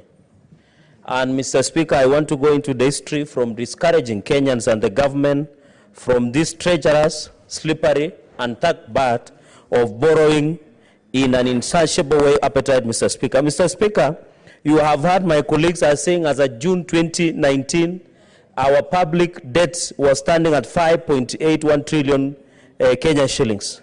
Mr. Speaker, according to World Bank, because I've seen many people alluding to it, the World Bank had said developing countries should not borrow more than 40% against their GDP, Mr. Speaker. Mr. Speaker, I happen to have attended when the Cabinet Secretary, the acting Cabinet Secretary in charge of Treasury and National Planning was there. He could not answer two questions. One was on irreducible minimum, which the committee and the senators were there of 7.5 trillion. Two, he gave us a skewed project allocation across the country. As we speak, Nandi County, sadly, there is no project that is being funded through this heavy, uncontrollable, gluttonous borrowing by the national executive government, Mr. Speaker. Even, for example, the Keben Dam that was supposed to be funded, it was not in the list. Most of those projects was just being borrowed to favor skewed regions. So the big question, are we borrowing on behalf of 47.6 million Kenyans, or are we borrowing for the few people that want to misuse that money, Mr. Speaker? Mr. Speaker, secondly, I want to say, even as the economy is not doing very well, the World Bank has said and that the borrowing levels of this country is very dangerous. The Chinese loans are very dangerous. They are conditional loans. The commercial loans that they give us is that we must have a small agreement that we must use Chinese contractors. So the big question is, we are borrowing from China and we must give them to Chinese contractors, which means the money will go back to China. What are we doing about these conditional conditional loans that are being given to the Kenyans, Mr. Speaker? Mr. Speaker, I want to say that even on other aspect of, in terms of on the borrowing to pay debts, it's not very good, Mr. Speaker, because one, the revenue collection will go down. It means the reduction of revenue will also add the essential services that are supposed to be given. Because, God forbid, if we continue borrowing against the GDP of, we want to raise our borrowing to 9 trillion, and now against 9.8 trillion, it will mean in future we might cede control of strategic national assets to foreign creditors. For example, I've seen Mombasa Port, the issue of JKI. These are some of the strategic assets that we have in this country, Mr. Speaker. Mr. Speaker, if we continue borrowing, the social programs means that the revenue we raise will be used to pay debts. It means the social programs that we have in this country will not be sustainable, Mr. Speaker, sir. Mr. Speaker, sir, the third point is on the issue of devolution. The more we borrow, and I've read the recommendation of I happened when the Parliament Budgetary Office talked to the committee, and they said, Mr. Speaker, that the moment we continue borrowing, it is not safe for the country. And it means the money allocated for our counties. The census are out. I've seen Tarakaniti is not doing very well. Maybe you should encourage men to go home early by 7 and start baby making session so that the quiet numbers can go up. And that is what we are looking into the future, where money will be allocated based on population, not based on trees on landmass, Mr. Speaker.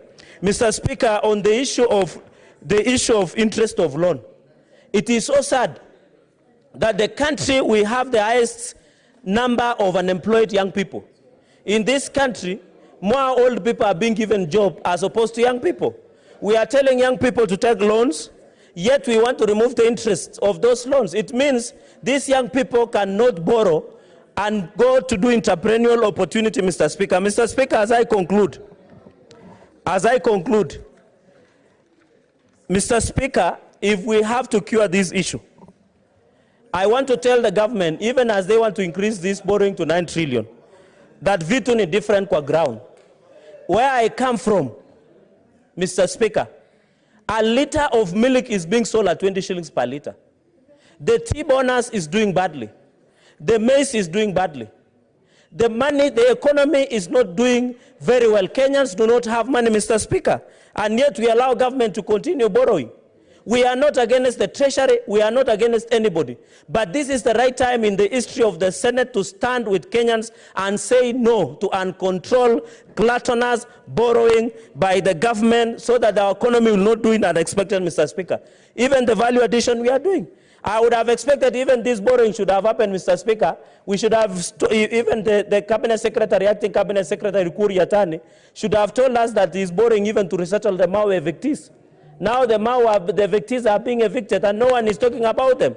Mr. Speaker, we cannot allow the government to borrow. And I want to stand that when this motion comes, I will vote against it. Because I've heard the voice of the people of Nandi that we shall not continue to borrow, yet the economy is not doing very well, Mr. Speaker.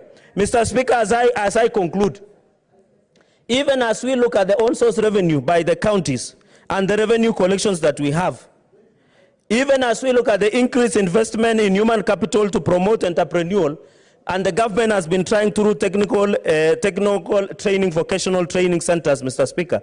We have been talking about value addition and manufacturing. We have been talking about agriculture sector. Yet these things have not been done, Mr. Speaker. Mr. Speaker, I want to urge my colleagues, senators, this is the right time. We are standing at the pedestal of the history of this country. I want to call upon my colleagues that we reject resoundly this insatiable appetite of borrowing by the government. We are not against anybody, Mr. Speaker. This is the conscience, and the people of Nandi have told me to vote against this massive and uncontrolled, unprecedented borrowing by the government. We must stop this, Mr. Speaker. Even as we agree, as I conclude, Mr. Speaker, there are many projects across the country. But why is it that these projects come from specific regions? Even in the entire of North Rift, even in Nandi, there are no serious projects that have been undertaken, Mr. Speaker. Mr. Speaker, I want to say even Senator Kangata and the Chief Whip, Senator Susan Kiiga, they have been whipping, which is okay. But on this, let us stop political party politics here.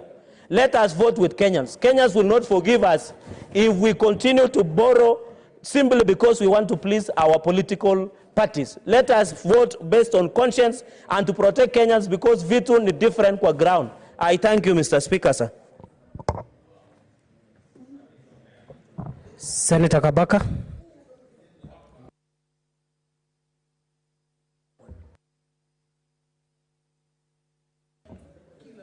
Thank you, Mr. Speaker, sir, for giving me this opportunity. Also to add my voice with regard to this important debate. But before I start, I wish to go on record that Machakos has voted no. Thank you.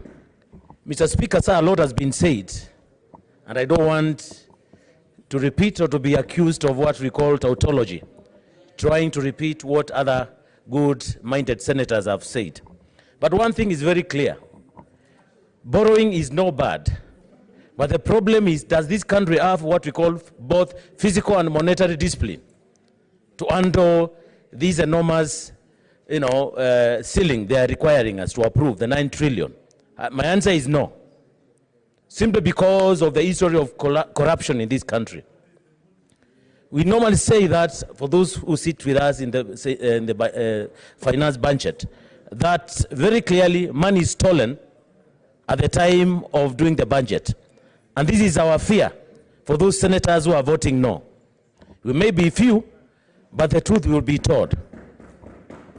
Mr. Speaker, sir, I wish to say that I don't know why this government is allergic to legal controls or checks and balances. Because if I may borrow some semblance of what happened in body corporate or maybe in companies, we do know that companies, under the company's law and other related laws, directors do borrow whenever they want to undertake some projects. But there is always some austerity measures which they must follow, because this is business. And that's why I'm saying, typically or similarly, the government, which is also managed in the same way as a body corporate, should also be guided by prudential guidelines, or even what we call in banking semblance, what we call Basels 1 and 2. So there's no way we are going to have, borrowing which is unmatched with the legal controls. We must be controlled by the laws of the land. Mr. Speaker, sir, I wish also to say that I've also looked at the table or the schedule of the projects which the PS or the CS of the Finance and Treasury has given. And I've found that there are no new projects for Machakos County. And indeed, most of the projects which I know, they have stalled for no reasons. Absolutely. And I think it's because of lack of enough adequate provisions of funds to do the project. Mr. Speaker, sir, I don't know what to tell the people of Machakos if I would blindly support this motion.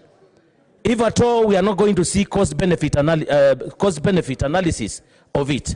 Mr. Speaker, sir, I need to interrogate further, and that's why I'm saying this debate, Mr. Speaker, sir, even if there is almost 1.5 hours, this debate should not end today. Parties should not vote today. That debate should continue even tomorrow, even this whole week, so that Kenyans will know the problem with the Treasury. Mr. Speaker, as I settle, I wish to say that majority from the sides where I'm seated are voting no. Because, Mr. Speaker, sir, like most people have said here, we are not being whipped to follow this motion blindly. But we are following it on a rationality, on a financial prudence, on economic policies which will help this country. Mr. Speaker, I reject this motion. Thank you. Senator Were.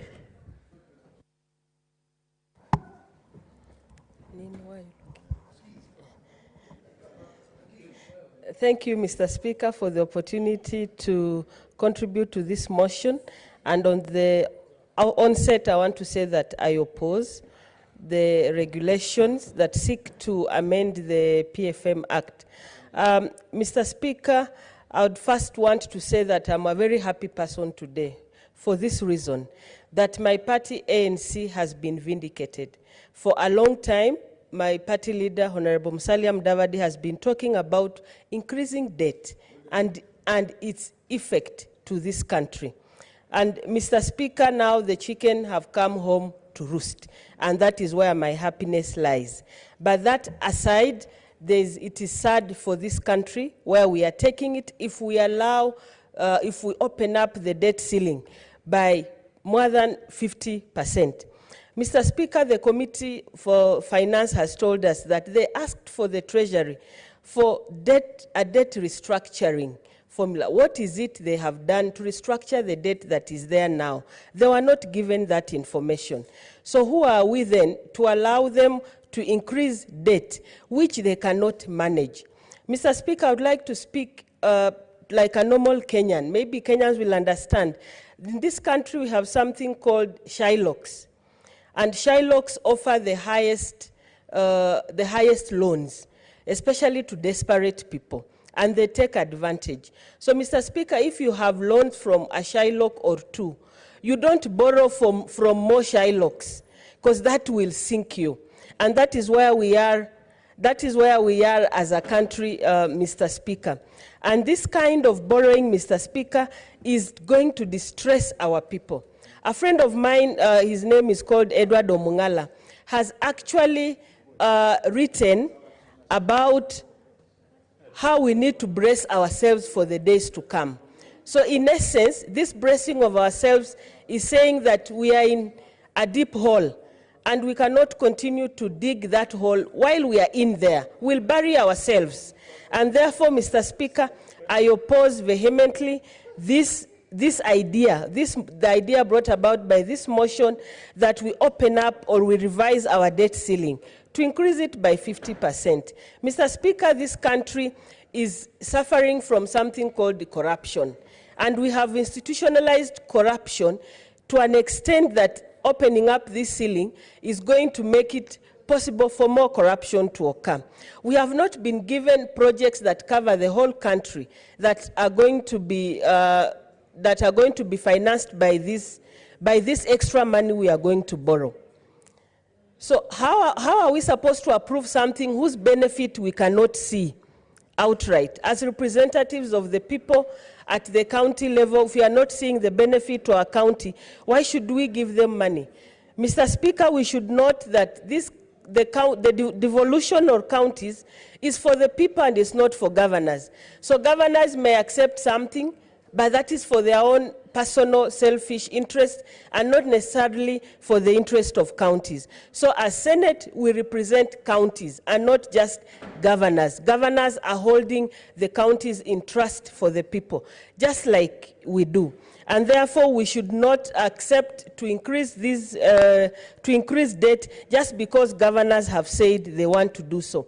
Mr. Speaker, we also know that increasing debt is going to affect financing to our counties or funding of the counties. Already, Mr. Speaker, we suffer from something that has been going on now since devolution started. We devolved functions but did not devolve funds in some of the most crucial areas like health. So are we going to increase debt that is going to limit further funding to counties? We cannot allow that to happen. Then if we do that as Senate, we'll be going against our mandate, which is to protect devolution, to protect counties and their governments. Mr. Speaker, when you take too much money from Shylocks, they come and auction you. I'm seeing ourselves being auctioned, especially by external creditors. Mr. Speaker, and auctioning the country is a sad state, the same way if you would be auctioned even as an individual. We have companies like KQ, which run the risk of being the first to go, because, Mr. Speaker, I have seen KQ, we have like foreigners sort of managing KQ. It will be the first thing that will be taken by these foreigners who have given us money. Already KPA has always been under threat from people we owe money. So, Mr. Speaker, for protection of this country and its dignity, I oppose this motion. Thank you.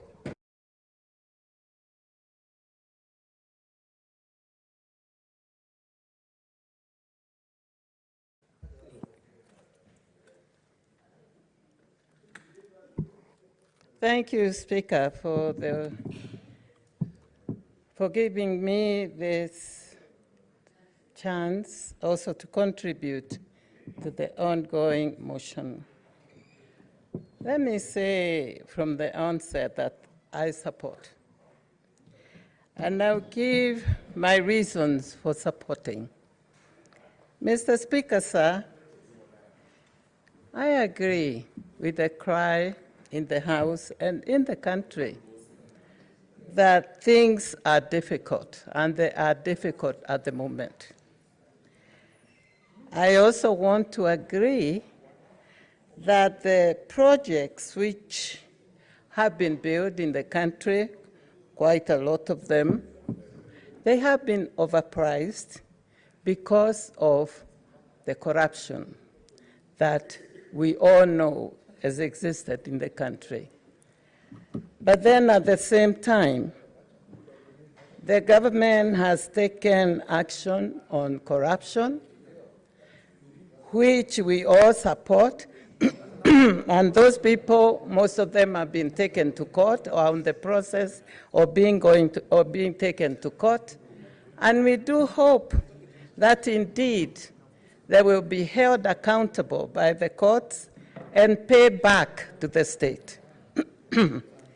Mr. Speaker, I say I support because the projects which have been undertaken, development projects, have been undertaken in Kenya, mainly for infrastructure. We all know that no country can develop without sound infrastructure.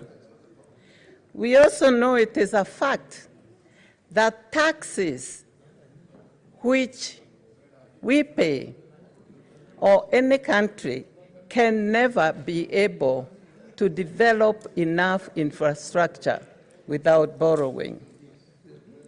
And therefore, what has been borrowed has been mostly for building infrastructure, not for paying salaries, not for recurrent expenditure.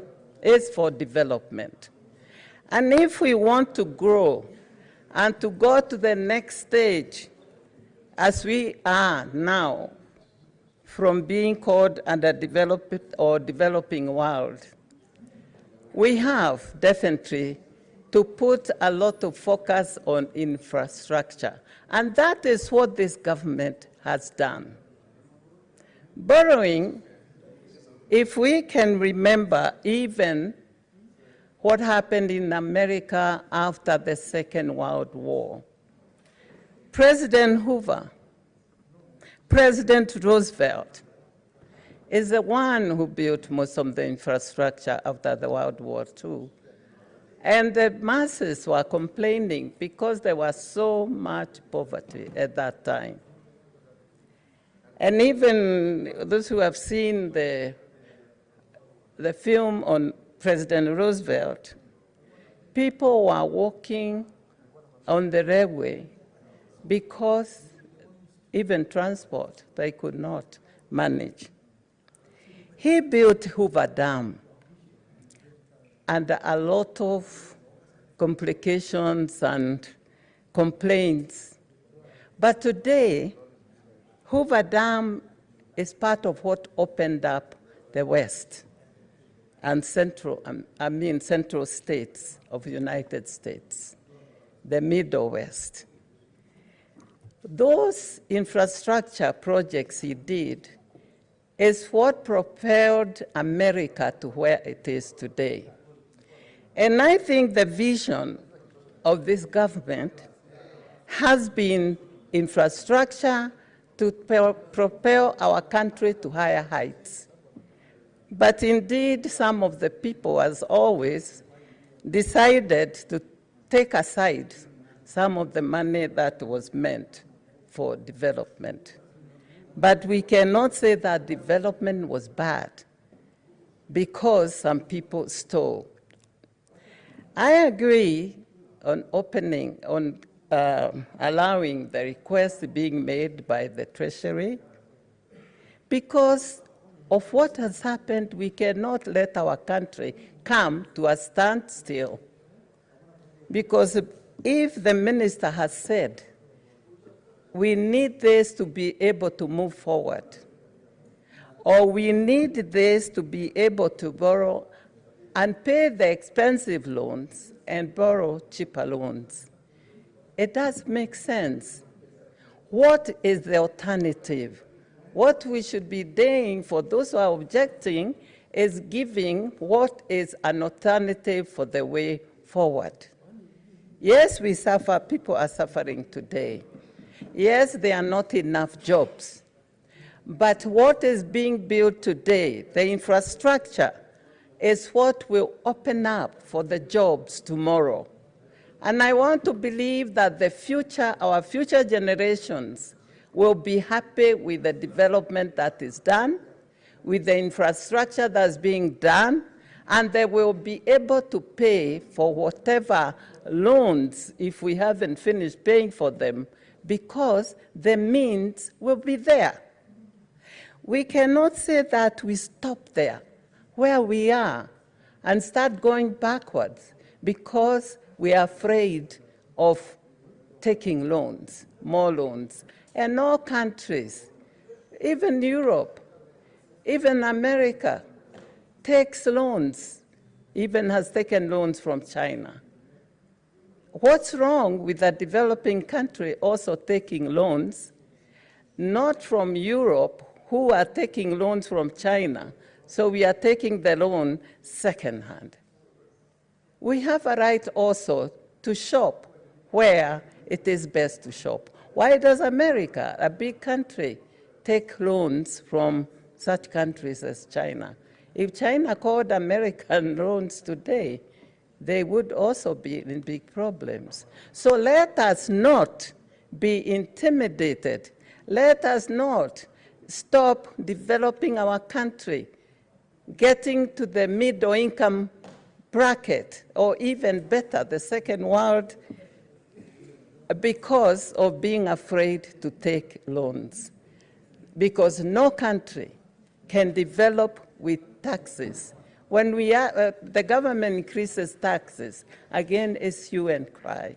And I emphasize and sympathize with the situation today. But I want to believe what's being done today will give Kenya a better future than if we choose to remain a developing country. We should aspire to be a developed country. And those countries which have developed, who are developed today, they went through the same route, including Germany, which had been completely demolished during the World War II. Where are they now? They are the leading country in Europe.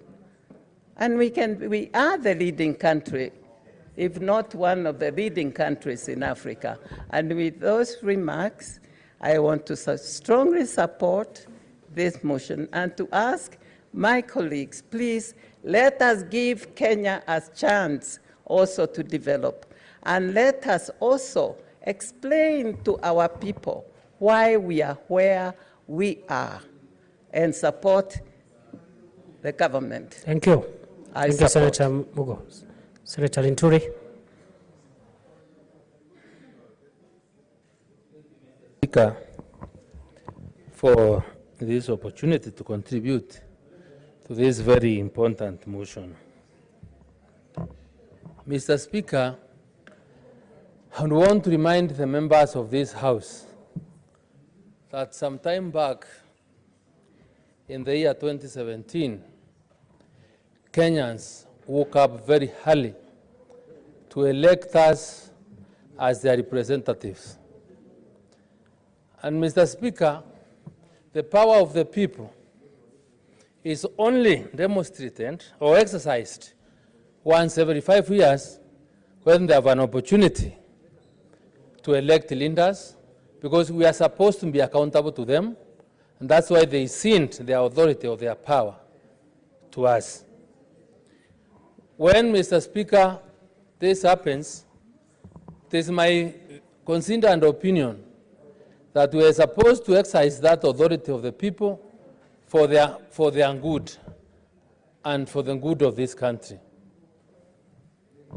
Mr. Speaker, the motion before us here is a very important motion for this country, where, Mr. Speaker, as a business person, and I want to use very elementary language to demonstrate why it is important to borrow money.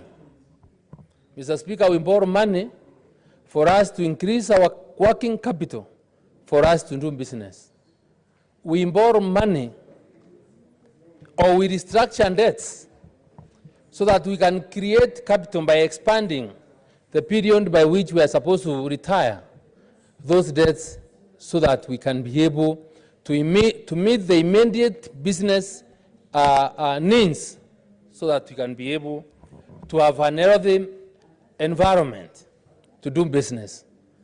Mr. Speaker, this motion is coming at a time when everyone in this country is really crying. Everybody is able to feel the economic pain that we are going through for lack of money is evident all over, Mr. Speaker. And Mr. Speaker, for those that have had the benefit of walking into a bank to borrow some money, there are very few questions that bankers will always ask whenever you want to get some finance. But the most critical, Mr. Speaker, is the ability, or whether your cash flows are able to finance the repayment of that particular debt. That's one of the most important things, and what the money that you are asking for is going to do. Mr. Speaker, if we are borrowing money to do projects for the good of the country, then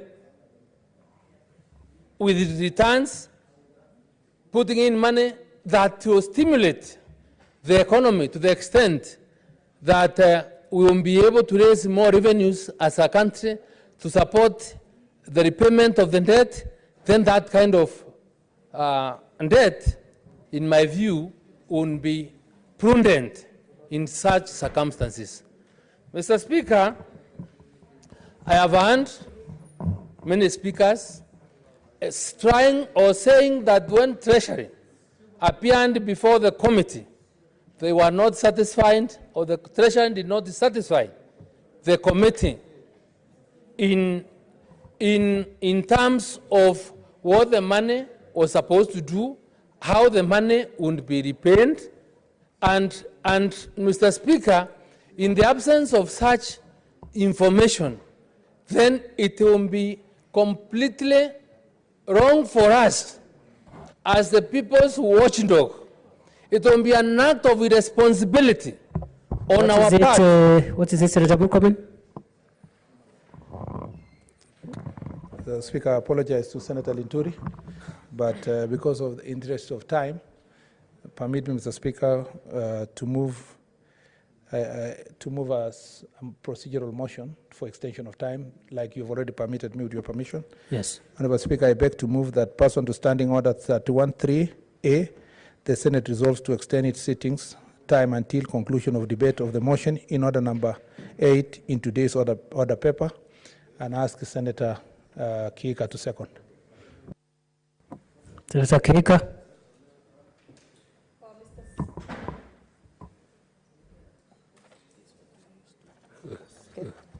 Mr. Speaker, sir, I second. Other members, I propose the question that pursuant to Standing Order 31 3A, the Senate resolves to extend its sitting time until exhaustion or conclusion of debate of the motion in order number 8 in today's order paper.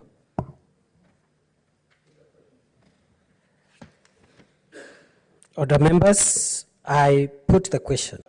I was saying, with the power given to us by the people of Kenya, it will be an act of irresponsibility on our part as the elected people in this country to vote blindly on a motion that seeks to expand the debt limit without first interrogating and getting convinced that, Mr. Speaker, that the money we are seeking to borrow will go to the right use. Mr. Speaker, without our agricultural sector, because it's supposed to be the largest employer in the country, if for those contractors or those people that do business with government have permanently delayed payments, and for that matter, because of delayed payments, KRI is not able to collect pay. That means by that increase, probably you realize that the repayments will have to increase, and we are not sure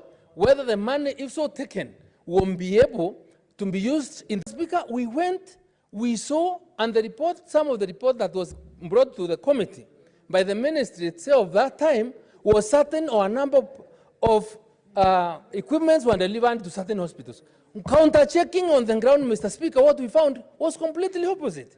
When we asked the personnel on the ground, when these equipments were delivered, how much money was spent, we have a duty as elected people, the representatives of the people, to once in a while consult, talk to the people, get them to understand what kind of issues are before the Senate or any other parliament for debate. Mr. Speaker, I want to say, I have done 6 meetings in the county of Meru. 6 meetings, and have appeared on a TV program. And Mr. Speaker, whenever I asked a question, whether the people of Meru are giving me the authority to go and vote to increase the debt ceiling from 6 billion to 6 trillion to 9 billion, the answer has been no. That is the report I got from my people. These are my employers. These are my bosses. These are the people that, in their wisdom, decided I must sit in the Senate to represent their interests. And the worst vote that came, Mr. Speaker, is when I appeared on Uhuru TV. The question was raised when I was there. What is your view? Do you support Linturi's position or the government's position on increase of public debt? Only 6% of the voters sent from Meru go and increase. 94% say no. So who am I to stand before the Senate and go against the wish of the people of Meru? Mr. Speaker, time has come when we must stand up to be counted. Time has come when we must say no Order, to this reckless borrowing. You are behaving like a cheering squad in a marathon race.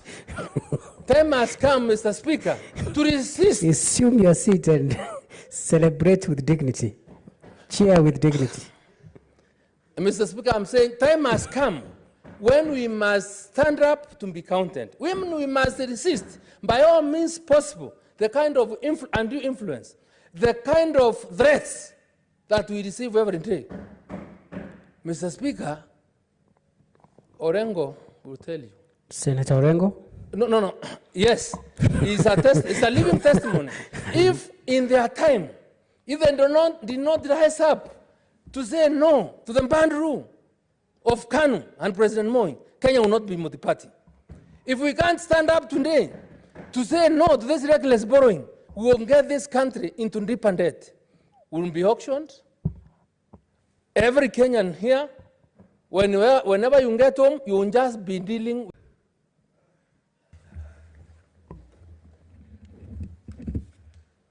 I thank you very much, Mr. Speaker, for giving me this opportunity.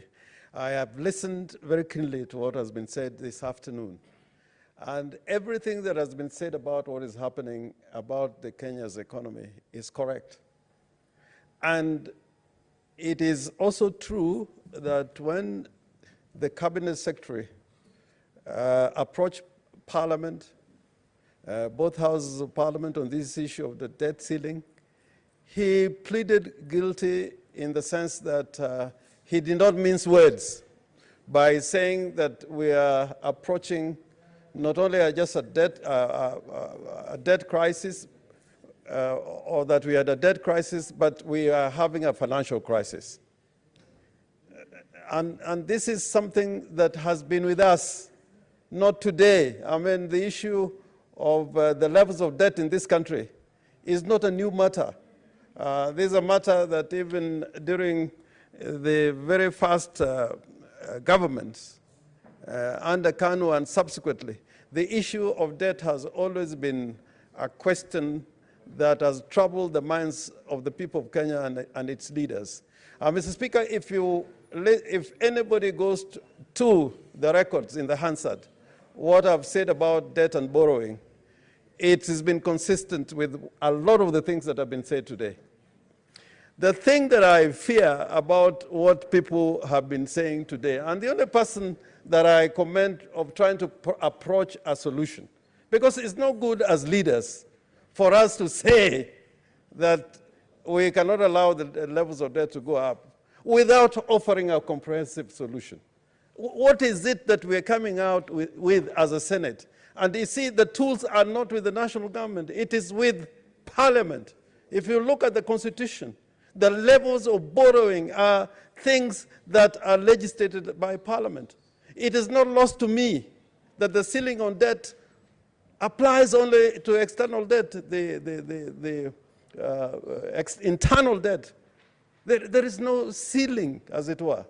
And that's why you see in this report all the intended debt or the sources of these loans are all intended external debts. And to that extent, you find that borrowing locally, as we speak today, nearly 90% of the local borrowing in the Republic of Kenya is being done by the Republic of Kenya, is by the government of Kenya. If you look at what the government pays in terms of interest and penalties on this internal debt, the situation is even worse. In fact, our bigger problem is not the ceilings about external debt, but internal debt has got consequences that you cannot imagine. It means that money is scarce to business. And when money is scarce to business, you find that, people cannot undertake business in the private sector. And, Mr. Speaker, I want us as legislators not just to talk about the problem. I would be happy if we are talking about the solution. And Kenya is approaching the situation that was there in Greece. The Greeks were experiencing a debt problem. That is what brought the financial crisis in Greece. And what solutions did they offer initially? The solution was to increase tax. And by the way, increasing tax is an option. And I remember when the National Assembly was debating on the increases on VAT, even this Senate, nobody came up with a motion to try and say, what the National What Assembly... is it, Senator Linturi? Are you on a point of order? All right, okay. Proceed, Senator Orengo, sorry. Yes. The Greek debt crisis at the end was resolved by looking for other sources of funds from Europe. That's how it was resolved. Because the Greek government said, okay, we are overburdened by debt. How can we solve it? They increased the taxes, VAT. They brought in austerity measures. One of the things that we as leaders are not prepared to live with is austerity measures. That means we don't have projects. They must stall the way they are. We must reduce our salaries like the government in Bolivia tried. They reduced salaries, including of the president. I think the president was not even earning salary. He was earning allowances. Those austerity measures have also got consequences, but I don't know whether this Parliament or the people of Kenya are prepared to live with these austerity measures, because those can even be more drastic like they tried in Greece. In Greece, they ended up by looking for structured borrowing, and the source of that money was European Union. Now, the Great Depression in America, how did it emerge? Part of it was debt. The biggest growth of the US economy was after the Great Depression, because, you know, they didn't push the country into austerity. They went to build roads. The biggest infrastructure in the United States were built after the Great Depression. So I'm urging this Parliament that, yes, we're in the doghouse. How do we get out of it? That's what I've been waiting to hear throughout the debate in this afternoon. I've not had a single situation. How do you get out of this debt crisis? Not even a suggestion that we should increase taxes. And the KRA, you know what the KRA is doing now? Because they cannot meet their targets, they are criminalizing the tax recovery process. They are running into criminal courts because people are not paying taxes. Now, once you take the taxpayer to criminal courts, then people would rather not pay tax or go into business. Fair point. Very well. That is like somebody whose wife has just delivered, and they say the time has not come for another child. Or that is really staggering. You are ultimately going to get that dead. Also from the debate we have today as to the solution to the problem we have today. And this crisis is not just being talked about by the cabinet secretary. I think the president started talking about this a long time ago. Would you like to be informed? Yes, Senator Pogisho.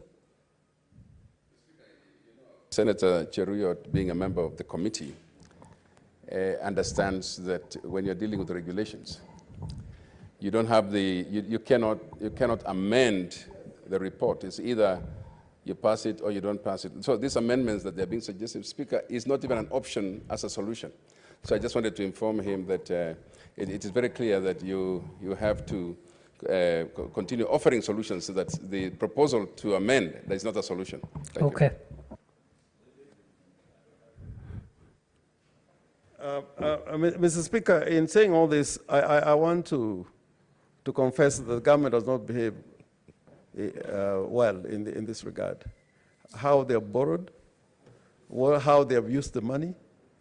Sometimes we go into projects like, I want the SGR to go everywhere, including Kisumu, but the way it has been implemented is a total disaster.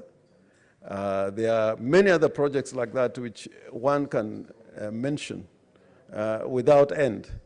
And I think the solution this time around is to look at the law, because the Constitution has provided a framework where Parliament is the one to set the limit. That's why we have this, this Gazette notice, because it cannot happen without the approval of Parliament. This is the legislative framework.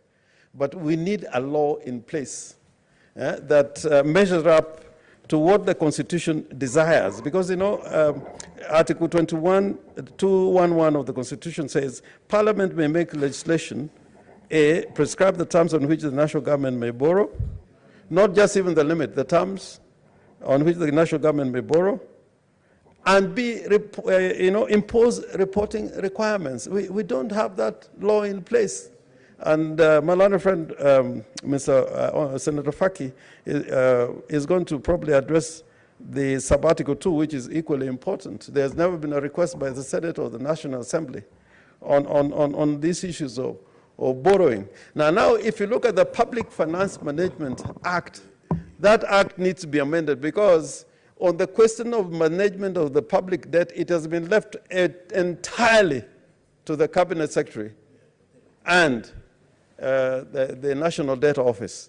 That needs to be changed. So the Parliament has a role, direct role, not to act like a mortician, but on a regular and persistent basis to control and regulate how debt is managed by the National Debt Office. I looked at that law, and it is my hope that probably in ensuring that we can manage debt, we should effectively come with amendments to the Public Finance Management Act and the regulations which have been made thereunder.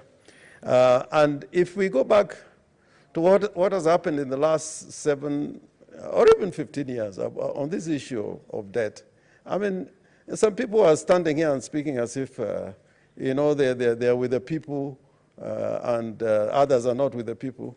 I mean, these statements were made when, you know, some people were just watching, spectating.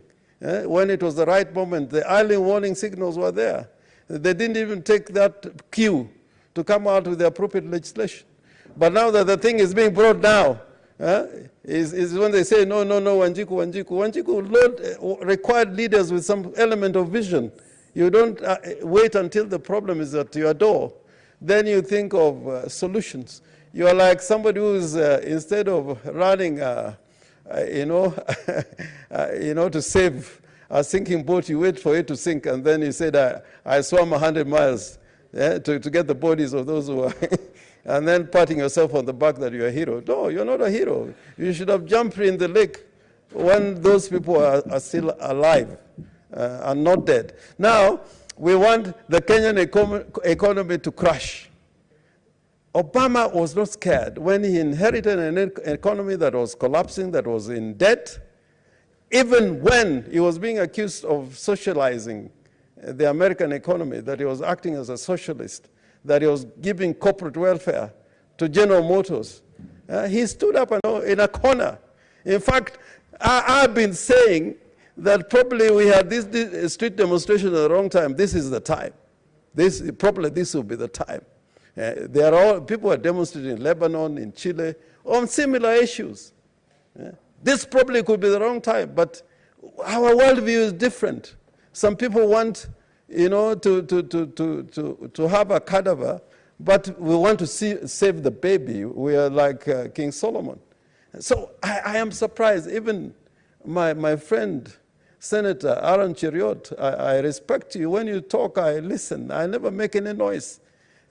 But you're always so full of solutions. Mr. Speaker, I must say that all the senators on the side opposite, and of course Senator Murkomen, he knows when I hit him for a good reason. But he's always full of solution. If you look at the law regarding devolution, part of the solution on how we should create these entities and how they should behave, thanks to Senator Murkomen. Or even Senator Sakaja, sometimes it comes with things which make sense. But just opposing. I have lived in this parliament of people who oppose like Anyona. If it was opposing, nobody could be as good as Anyona or Serone. These things, people have done them. Well, how has this country treated them? Heroes. Is that good enough? There's a general in the United States of America who used to say, General Patton, you are not paid to save your country by dying for your country. You make the other person die for his country. You want to kill your country. We must save Kenya. We cannot have Kenya crashing. And Kenya is the hub, is the strongest economy, even as with our problems. We are the strongest economy in the region. We must be proud of that. And Kenya is the hub. Kenya is the hub. If we didn't make the wrong decisions, what is happening in Ethiopia now in Addis Ababa should be happening in Kenya. We should have built an airport of international standards 10 years ago. But the naysayers were saying, oh, we are borrowing a lot of money. Look at what is happening in Dubai. They are not even happy with the airport they have now. They have built a completely new airport. Three times the size. Go to Beijing in China. They have built the biggest airport in the world. Go to Japan, the levels of borrowing in Japan is about 90% of GDP. Canada is over 60% of GDP. Here we are still talking about lower than 60%. What is wrong is corruption, waste, and a government which wakes up when there's already destruction. You know, sometimes I look at, how we behave. Sometimes people find glory in arresting people and take them to the courts, that we are dealing with corruption. Dealing with corruption is closing the loopholes. You make sure that no money is stolen. And you cannot be saying you're solving the problem by dragging people to court. That's not a solution. So I beg this Senate that let's rise up to the occasion. It may sometimes appear unpopular. If you want populist politics, they are there. Yeah? But there are populist politicians in Europe. There are so many, to the left and right. But populism for the sake of it has never helped. Has never helped. You can stand in a rally and be the watchman of the people. Shikugu used to say he's the people's watchman, but he lost an election. He lost an election, despite the name he had. So if you think you're going to win an election because of this debt thing, my friend, you're still too far. I must say with respect. Mr. Speaker, probably I've spoken too much. But I believe what is not happening in this country is, for example, the president, when he's in a crisis like this, he should be calling the leader of the majority. And the country knows that the president of the country is meeting with Senator Murkomen and his team to discuss the debt crisis and offering solutions. He should call the majority leadership in the National Assembly and discussing. And he should not be afraid to call the opposition. By the way, Pelosi is in the White House every other day talking to Trump in order to address national problems. But here, and I urge President Uhuru, he should create more time to meet with the leadership, like a problem like this. Even the way this Gazette notice has been brought. There are lawyers in this House, they could have suggested, like Senator Mutula was saying, let's craft it this way or that way. Yeah? But it's left to the bureaucrats, and then the bureaucrats are told, make sure the committee passes it, make sure the Senate passes it. I think that is the bit that I'm not happy with, because then the Senate is being taken for granted, and even the National Assembly is being taken for granted, that we should just pass things because we have been told to do so. But I can make that distinction between that bad behavior and recognizing that the country is in a big crisis. And the president, when he refused to pay the teachers, the problem with Sossion is suffering for no good cause. You can never find a better trade unionist like Sossion. He's way above the mark, and he's not a troublist. But when he stood firm and said teachers must be paid, and he was told there was no money, when the president said there's no money, he meant it. We are living to that reality that there's no money. Even the way the Chief Justice was talking yesterday is very uncharacteristic of the Chief Justice to talk in the manner that he was talking. Senator Aaron Cheriot should have addressed another press conference saying why is our money being cut by the Treasury. Because Treasury indirectly is applying austerity measures without saying so. But I think austerity measures are not going to solve the debt crisis that we're in. Either we say we don't give them the money, let the economy go under, and then we think for other solutions. Either we have a revolution on the streets, make sure that I never hear you saying that people at the Mau should not be compensated. I'll be very happy, let them just go away. Me, I have taken a position that people in Mau must be compensated if they have to be taken out of that land. You cannot take people who live in your country and they have no shelter, and you just say they should just go. That solution must be offered. But then where would the money come from? We need to provide that solution. And every government entity now, if you go to any ministry, there are austerity measures. Yes, the other day when I was in court, I was appearing before a magistrate and I say we have run short of paper. I mean, it's as bad as that. And you are saying, let's give paralyzed government, teach them a lesson. I think at the end of the day, you'll find that some people actually make more money when the country is in a lot of problems. When there's war, they're warmongers. When the economy is not doing well, then you have the black economy, the underworld, they do much better.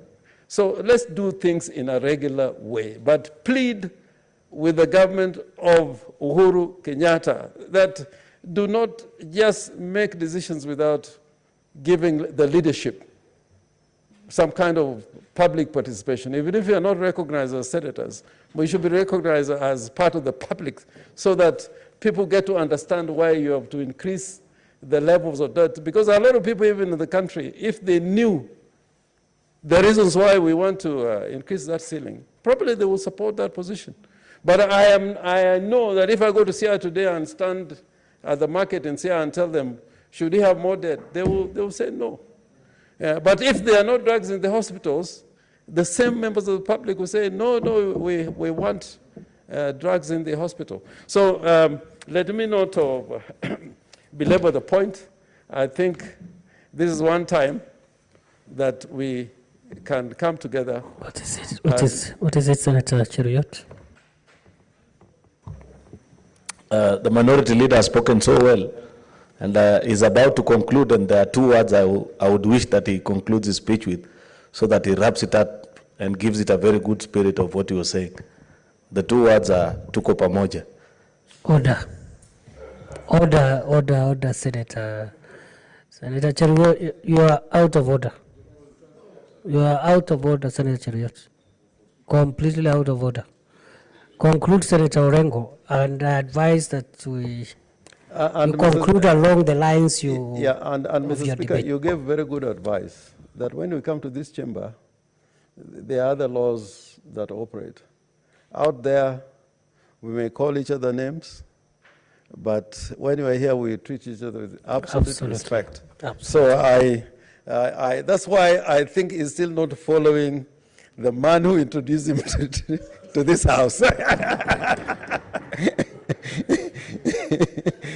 Those are still very good lessons to learn. But without a doubt, Mr. Speaker, if I can just digress, I have a lot of respect for Senator Aaron Cheruiyot because I think anytime he stands, he prepares well. I listen to him in the morning. So I think he was saying that with the tongue in the cheek. I'll never say tuko pamoja. With those few remarks, I beg to support. Very well, very well, very well. Senator Professor Ongeri. Thank you, Mr. Speaker, for allowing me to weigh in on a very important motion before this House. And I think I've listened very carefully on the proposals that are being put before this House from both sides of the House, of the divide. It has taken a crisis to bring this report before Senate. Before that period of time, Senate never figured anywhere in the final resolution of this report, particularly on the money matters. Let me say it without any contradiction, that the public debt after the Grand Coalition is stood at 1.8 trillion. Today, according to the Central Bank survey, it's at 6.2 trillion. And therefore, public debt as a ratio to GDP is over 50%. So, Mr. Speaker, one of the fundamental issues we should be asking that the majority side has had an opportunity as a government to interrogate and to be able to give us an internal critique on how the government finances must move and go. And they normally do that through the expression of proposals as budget proposals to the National Assembly. And we only have a chance to debate it when it comes to division of revenue and also on the CARA. But what has happened, we have seen a don't care attitude where money has been borrowed and has been spent recklessly on projects that are actually border on fathom lines. Most of the major projects have excluded the counties that we come from. I don't see any projects, for instance, in both Kisii and Nyamira County, that you can say this is a flagship project that we can carry home. If I speak politics, that will be the reality of the matter from this side.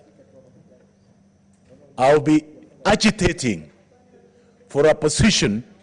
It has come to a time when this must fall. Let me remind my dear Senate colleagues, through experience, a country goes through social crisis. We have had very many social crises in this country. And sometimes these social crises end up in a revolution.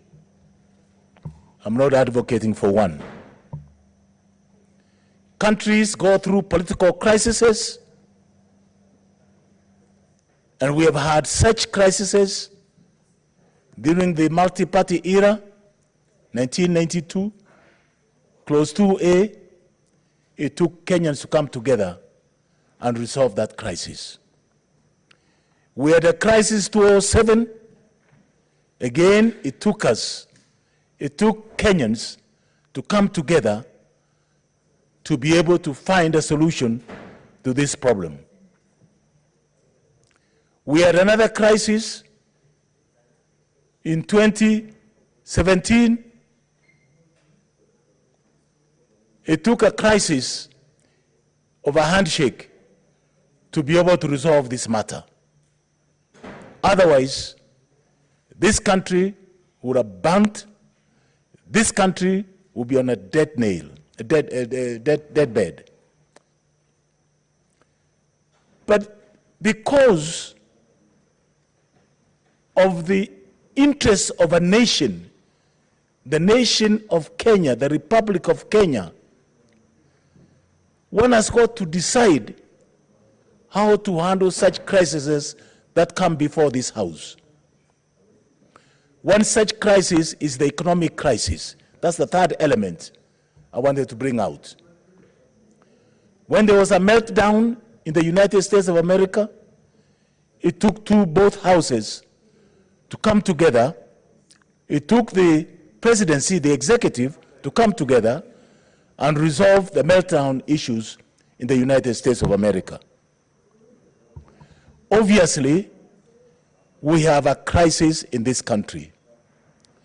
The rate of unemployment has gone beyond the levels we had never anticipated. Per capita income is a sorry state. It's a sordid state when you look at it. When you look at the small-scale industries, the informal sector, and I had the opportunity to be able to ginger up the so-called informal sector when I was the Minister for Technical Training and Applied Technology, and the respectable name today of Juakali, Mr. Speaker, I vividly recall that when the Bretton Woods institutions, IMF, World Bank, put a clampdown on any further borrowing from Kenya, by Kenyan government, in these institutions, we were unable to borrow from any other institutions internationally because the Bretton Woods institutions had already put a clamp on Kenya. Therefore, we became almost a banana state. What kept the economy moving is the informal sector, the so-called jua kali. And it happened the time when I was there as the minister. That gave birth to the vocational training and technical training institutes. 40%, if you take the survey, if you do the economic survey, 40% of the jobs were being created by the small-scale industries, the informal sector, the jua kali sector. And therefore, the unemployment crisis did not come out at that time. The borrowing, of course, the bank rates went up because the people who are managing the banks were the capitalists. And therefore, the small-scale investor had no access to credit. Today, what do we have? It is the banks that are borrowing from government. What have they done? They have crowded out the so-called small-scale enterprises, and they are not in business. Consequently, the job opportunities that would have been buttressed by this informal sector, by this jua kali sector, is not possible. And that's why you see a rise in unemployment near a social crisis, and that social crisis can only end in things which are unfathomed at this stage. So we must recognize as a nation, as a country, that we are leading towards a social crisis. While at the same time, Mr. Speaker, we must recognize that this nation, motion, it will be status quo. What is that status quo? Unemployment will continue soaring, their money, the revenue streams, taxation measures will also be cut down because people don't have money to pay. The economy will collapse. So what do we become? We become a failure state, we become a banana state, and therefore it will take another 100 years to be able to re-engineer this country to normalcy. That's why, Mr. Speaker, I stand here and I say this, that what is foremost is not, I've had arguments raised, or the devolution will suffer. But devolution has already suffered, and it can only continue suffering if there are no remedial actions taken. It has suffered because it took us almost 3-4 weeks arguing about the dollar money, nominal increase from 310 to 316 billion Kenya shillings to go to the counties. One thing I want to plead with you, Mr. Speaker, and plead with the senators here today, that we can come here and stand heroic, we can please our constituencies, our counties by saying, I say no to this motion before this House.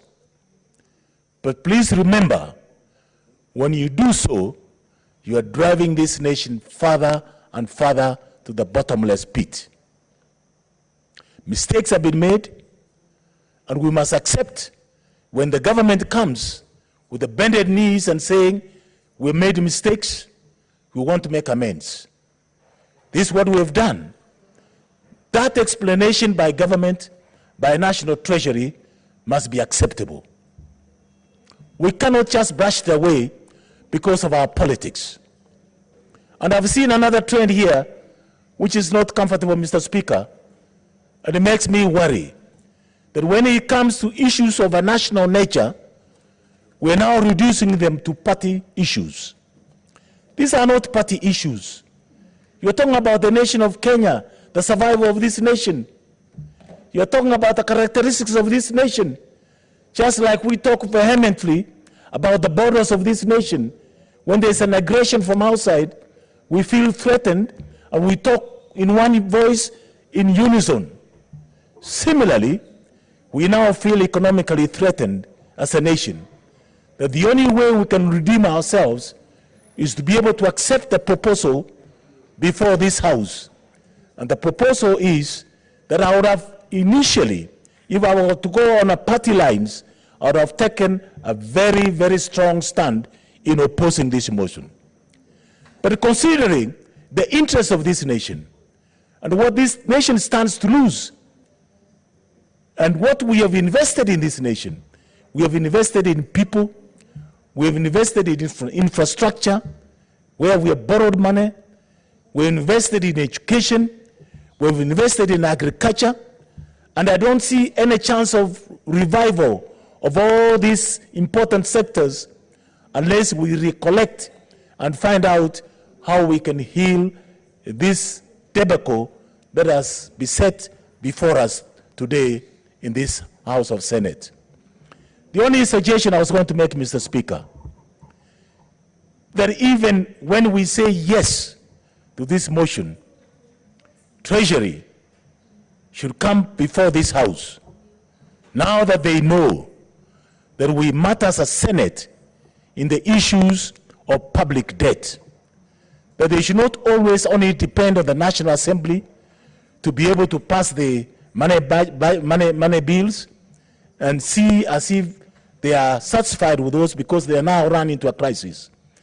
What I would suggest, Mr. Speaker, that they come back, once we have given this okay, that they come back and tell us how the schedules of borrowing are going to benefit this country in the whole country rather than in one segment of the country.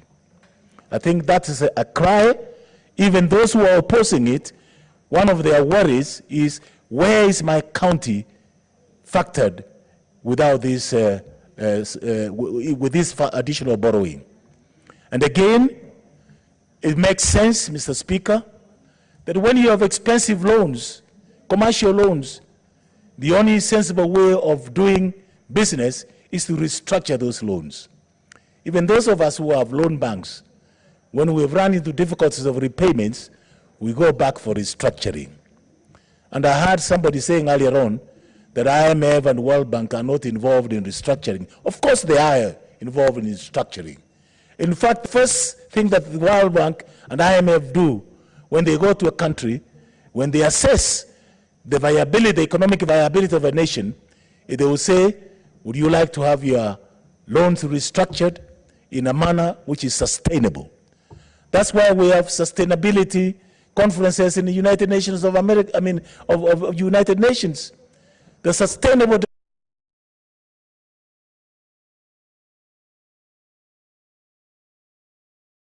fit for human use and consumption.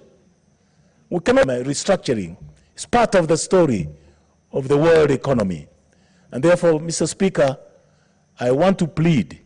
I was going to vote no, but I want to plead in the interest of this nation, in the interest that I know this nation has the capacity and the capability in the new dispensation that we have seen today of reawakening its economy to a much higher level than what we are seeing today, that will give them yet another chance. We shall have an occasion again to debate on this public debt. This is not the first and the last. They will come back again to give us a scorecard on how this money has been utilized. We will be able to assess through the programs and projects that have been carried out through this borrowed money, how they have benefited the people and the society. And if they have not benefited the people and the society, then we should be able to take a decisive decision on which way to go. For now, Mr. Speaker, I want to plead for those protagonists who are saying no to come with me in the interest of this nation and say yes. I say yes to this motion, Mr. Speaker, and I support. Thank you. Thank you. Senator Faria.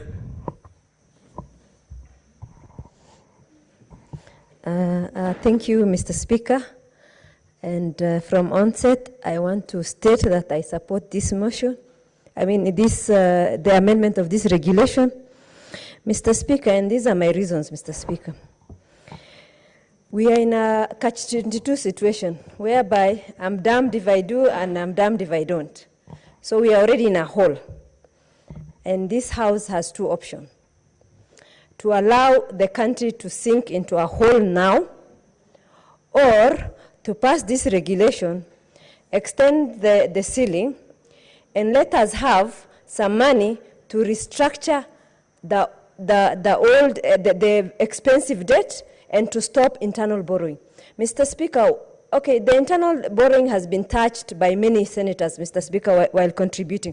But I want to shed more light from all entrepreneurs who would have created jobs, who would have created the profits that the government would have gotten its taxes from, and that way who would have grown the economy, were denied cash flow because government was borrowing from the economy. Mr. Speaker, if the new cabinet secretary found himself in a catch-22 situation, whereby he found a problem, and in my native language we say, if you are found, the warlords kill the people whom they find in the village. They never look for the one who left.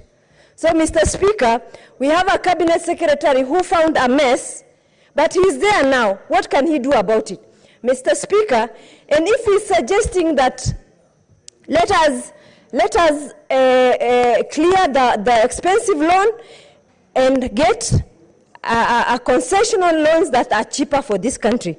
Mr. Speaker, and I support him, because let us allow people to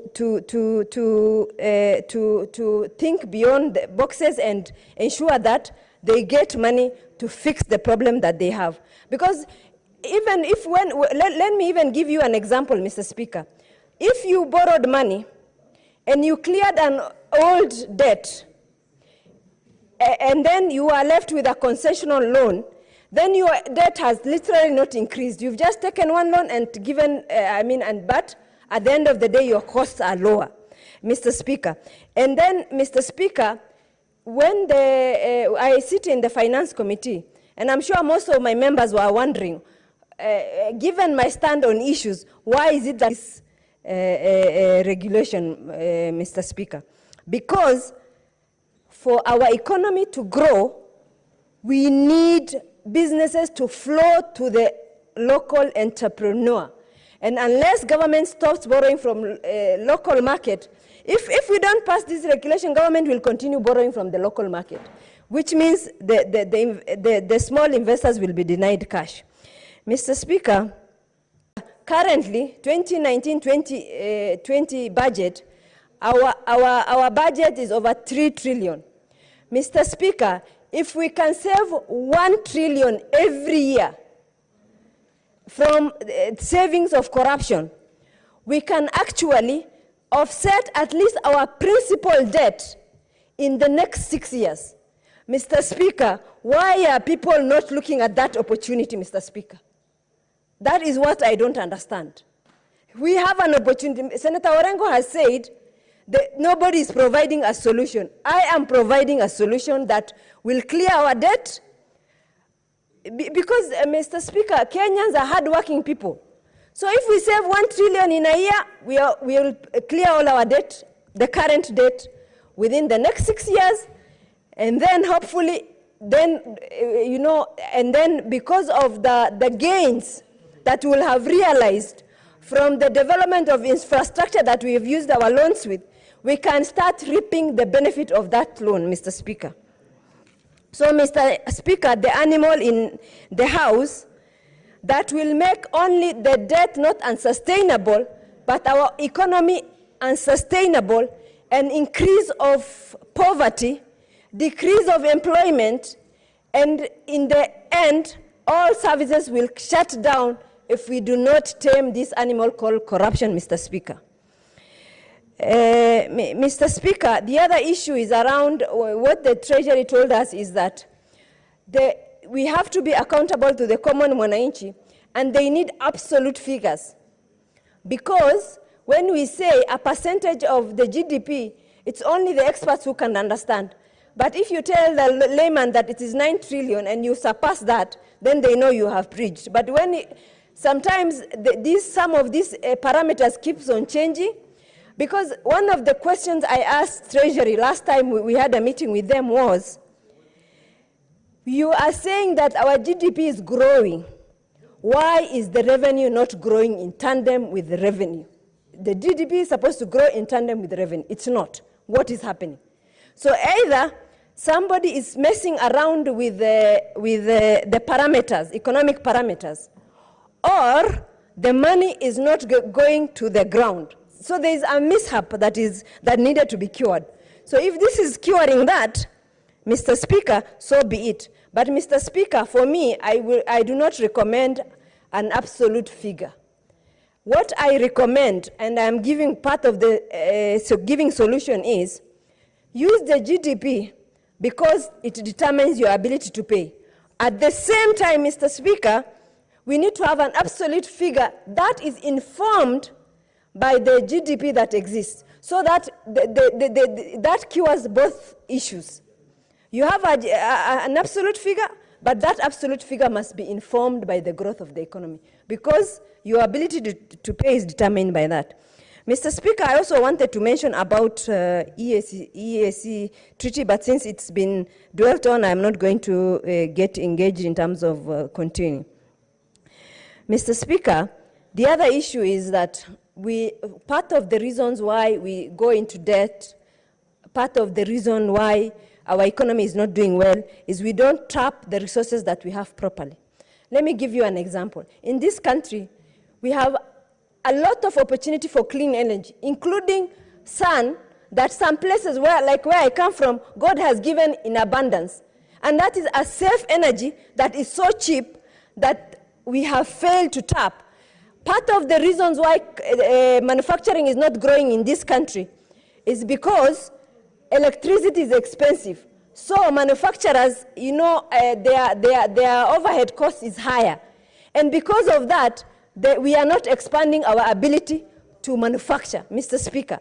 And Mr. Speaker, if like, for example, Wajir, like 3/4 of the year we have sun, can you imagine if you tapped all that sun and included that in the grid of this country, where will we be? Our electricity will be so cheap, not only because of free energy, but because of also, you know, our ability later to use less fuel, and also there is some money you get compensated for using green energy in terms of the world, in terms of pollution and all that. So we would have also tapped on to that one, Mr. Speaker. Mr. Speaker, the other issue is that National Assembly passed a budget with 635 billion deficit. Mr. Speaker, by passing that, they have actually authorized the Cabinet Secretary for Finance to borrow. Because if you have a hole, and I asked this question to Treasury, but unfortunately, we don't have opportunity to check the numbers in this house. This would have come out at the time of, you know, budget debate. So more the reasons why this house should discuss budget, so that some of these issues can be unpackaged and Kenyans can see that there is already a hole by the time the budget for this country for 2019-2020 was being passed, Mr. Speaker. And then at that time even also, the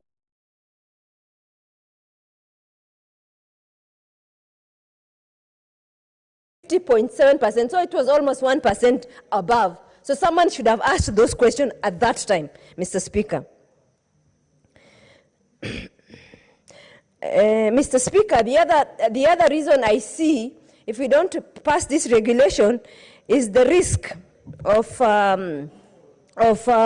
projects that have already started not being finished. So that means we would have sunk this country deeper into problems, because if you don't finish a project, then the rate of return of that project is lower, so which means you would have lost anyway. So, Mr. Speaker, for that reason I support. Mr. Speaker, this House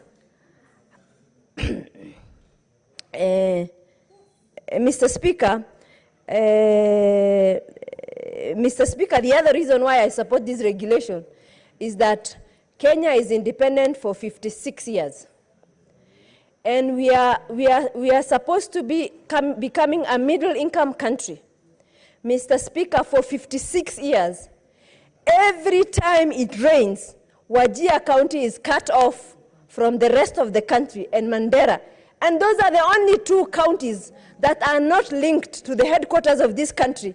And they are cut off every time it rains. And they have a perennial problem where food shortage is cut, business is cut, everything depends on road network, as you are aware.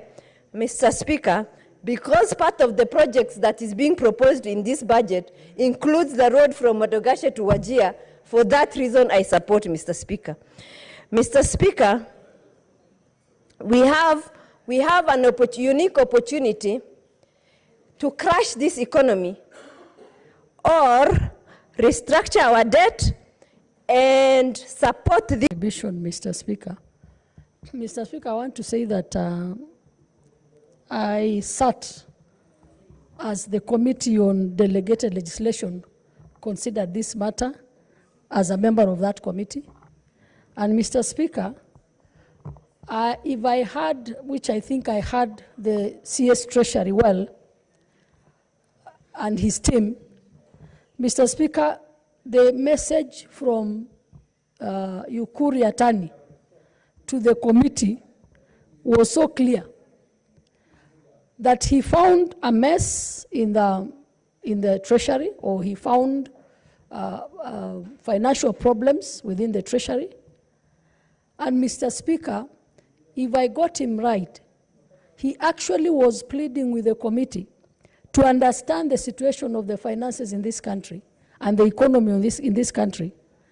And his message was clear that actually the economy of this country is on its knees.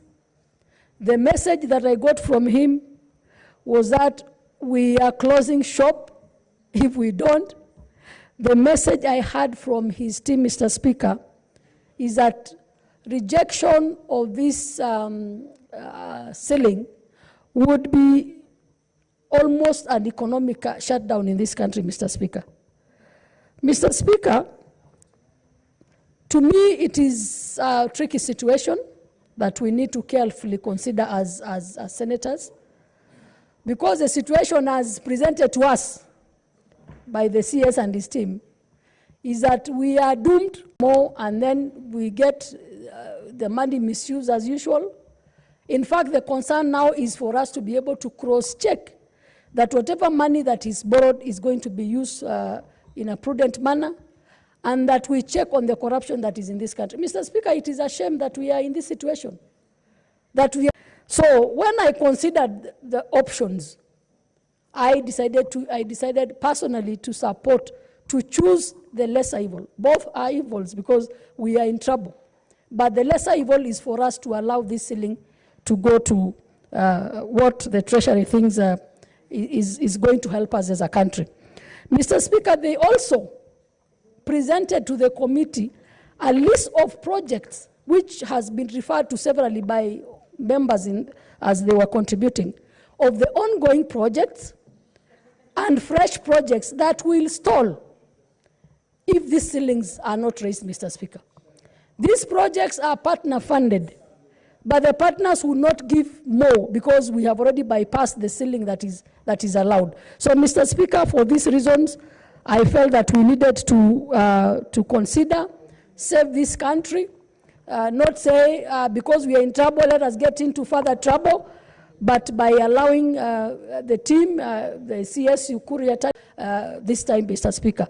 It is also worth noting, Mr. Speaker, that ISPAC was represented, and they actually said that to them, having analyzed all that has been presented, they also did not object to this ceiling being raised. So, Mr. Speaker, we are many that think that this country needs to be rescued, and if this is what will cost us, or if this is what it will call for us to be able to have a sound system, Mr. Speaker, then so be it, Mr. Speaker. I do support, Mr. Speaker.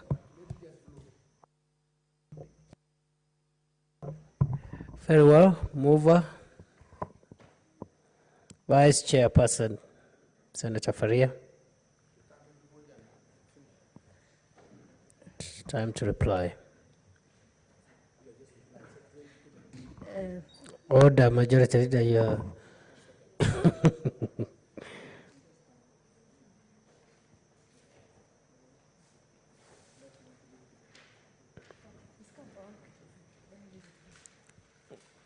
Order.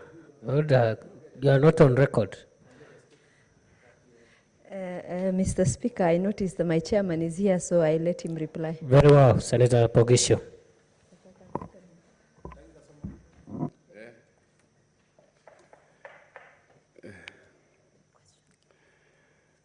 Mr. Speaker, I wish to reply. I beg to reply. Speaker, this has been a good moment for members of this Senate to speak up, to ventilate on the issue of national debt. The regulation has sought to amend Regulation 26(1)(c) of the Public Finance Management National Government Regulations of 2015 via a legal notice. We have agreed as a committee, Mr. Speaker, that members of the Senate do support and pass the regulation, and we've requested members to vote to support. However, Mr. Speaker, members have had a chance to contribute in order to show their dissatisfaction, some of them, Mr. Speaker, on the issue of debt. Mr. Speaker, I just wish to note that when settled with this matter, the Senate should take its rightful place as Speaker and make sure that future debt is in accordance with certain laws and conditionalities.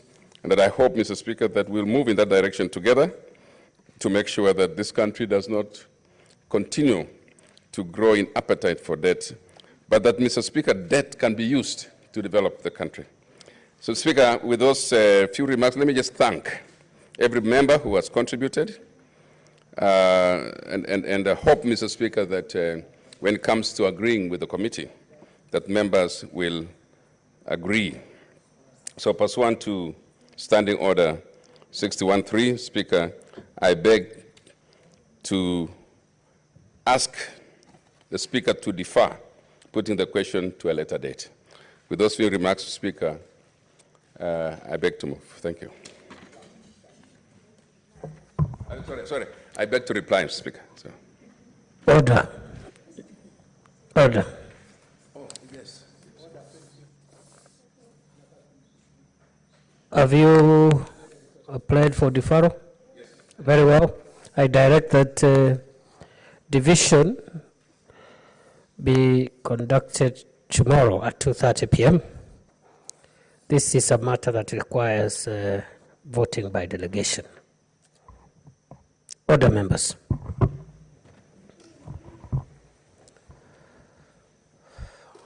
Honorable Senators, having concluded debate on order number 8, as earlier resolved, it is now time to adjourn the House. The Senate therefore stands adjourned until tomorrow, Wednesday, 6 November 2019 at 2:30 p.m.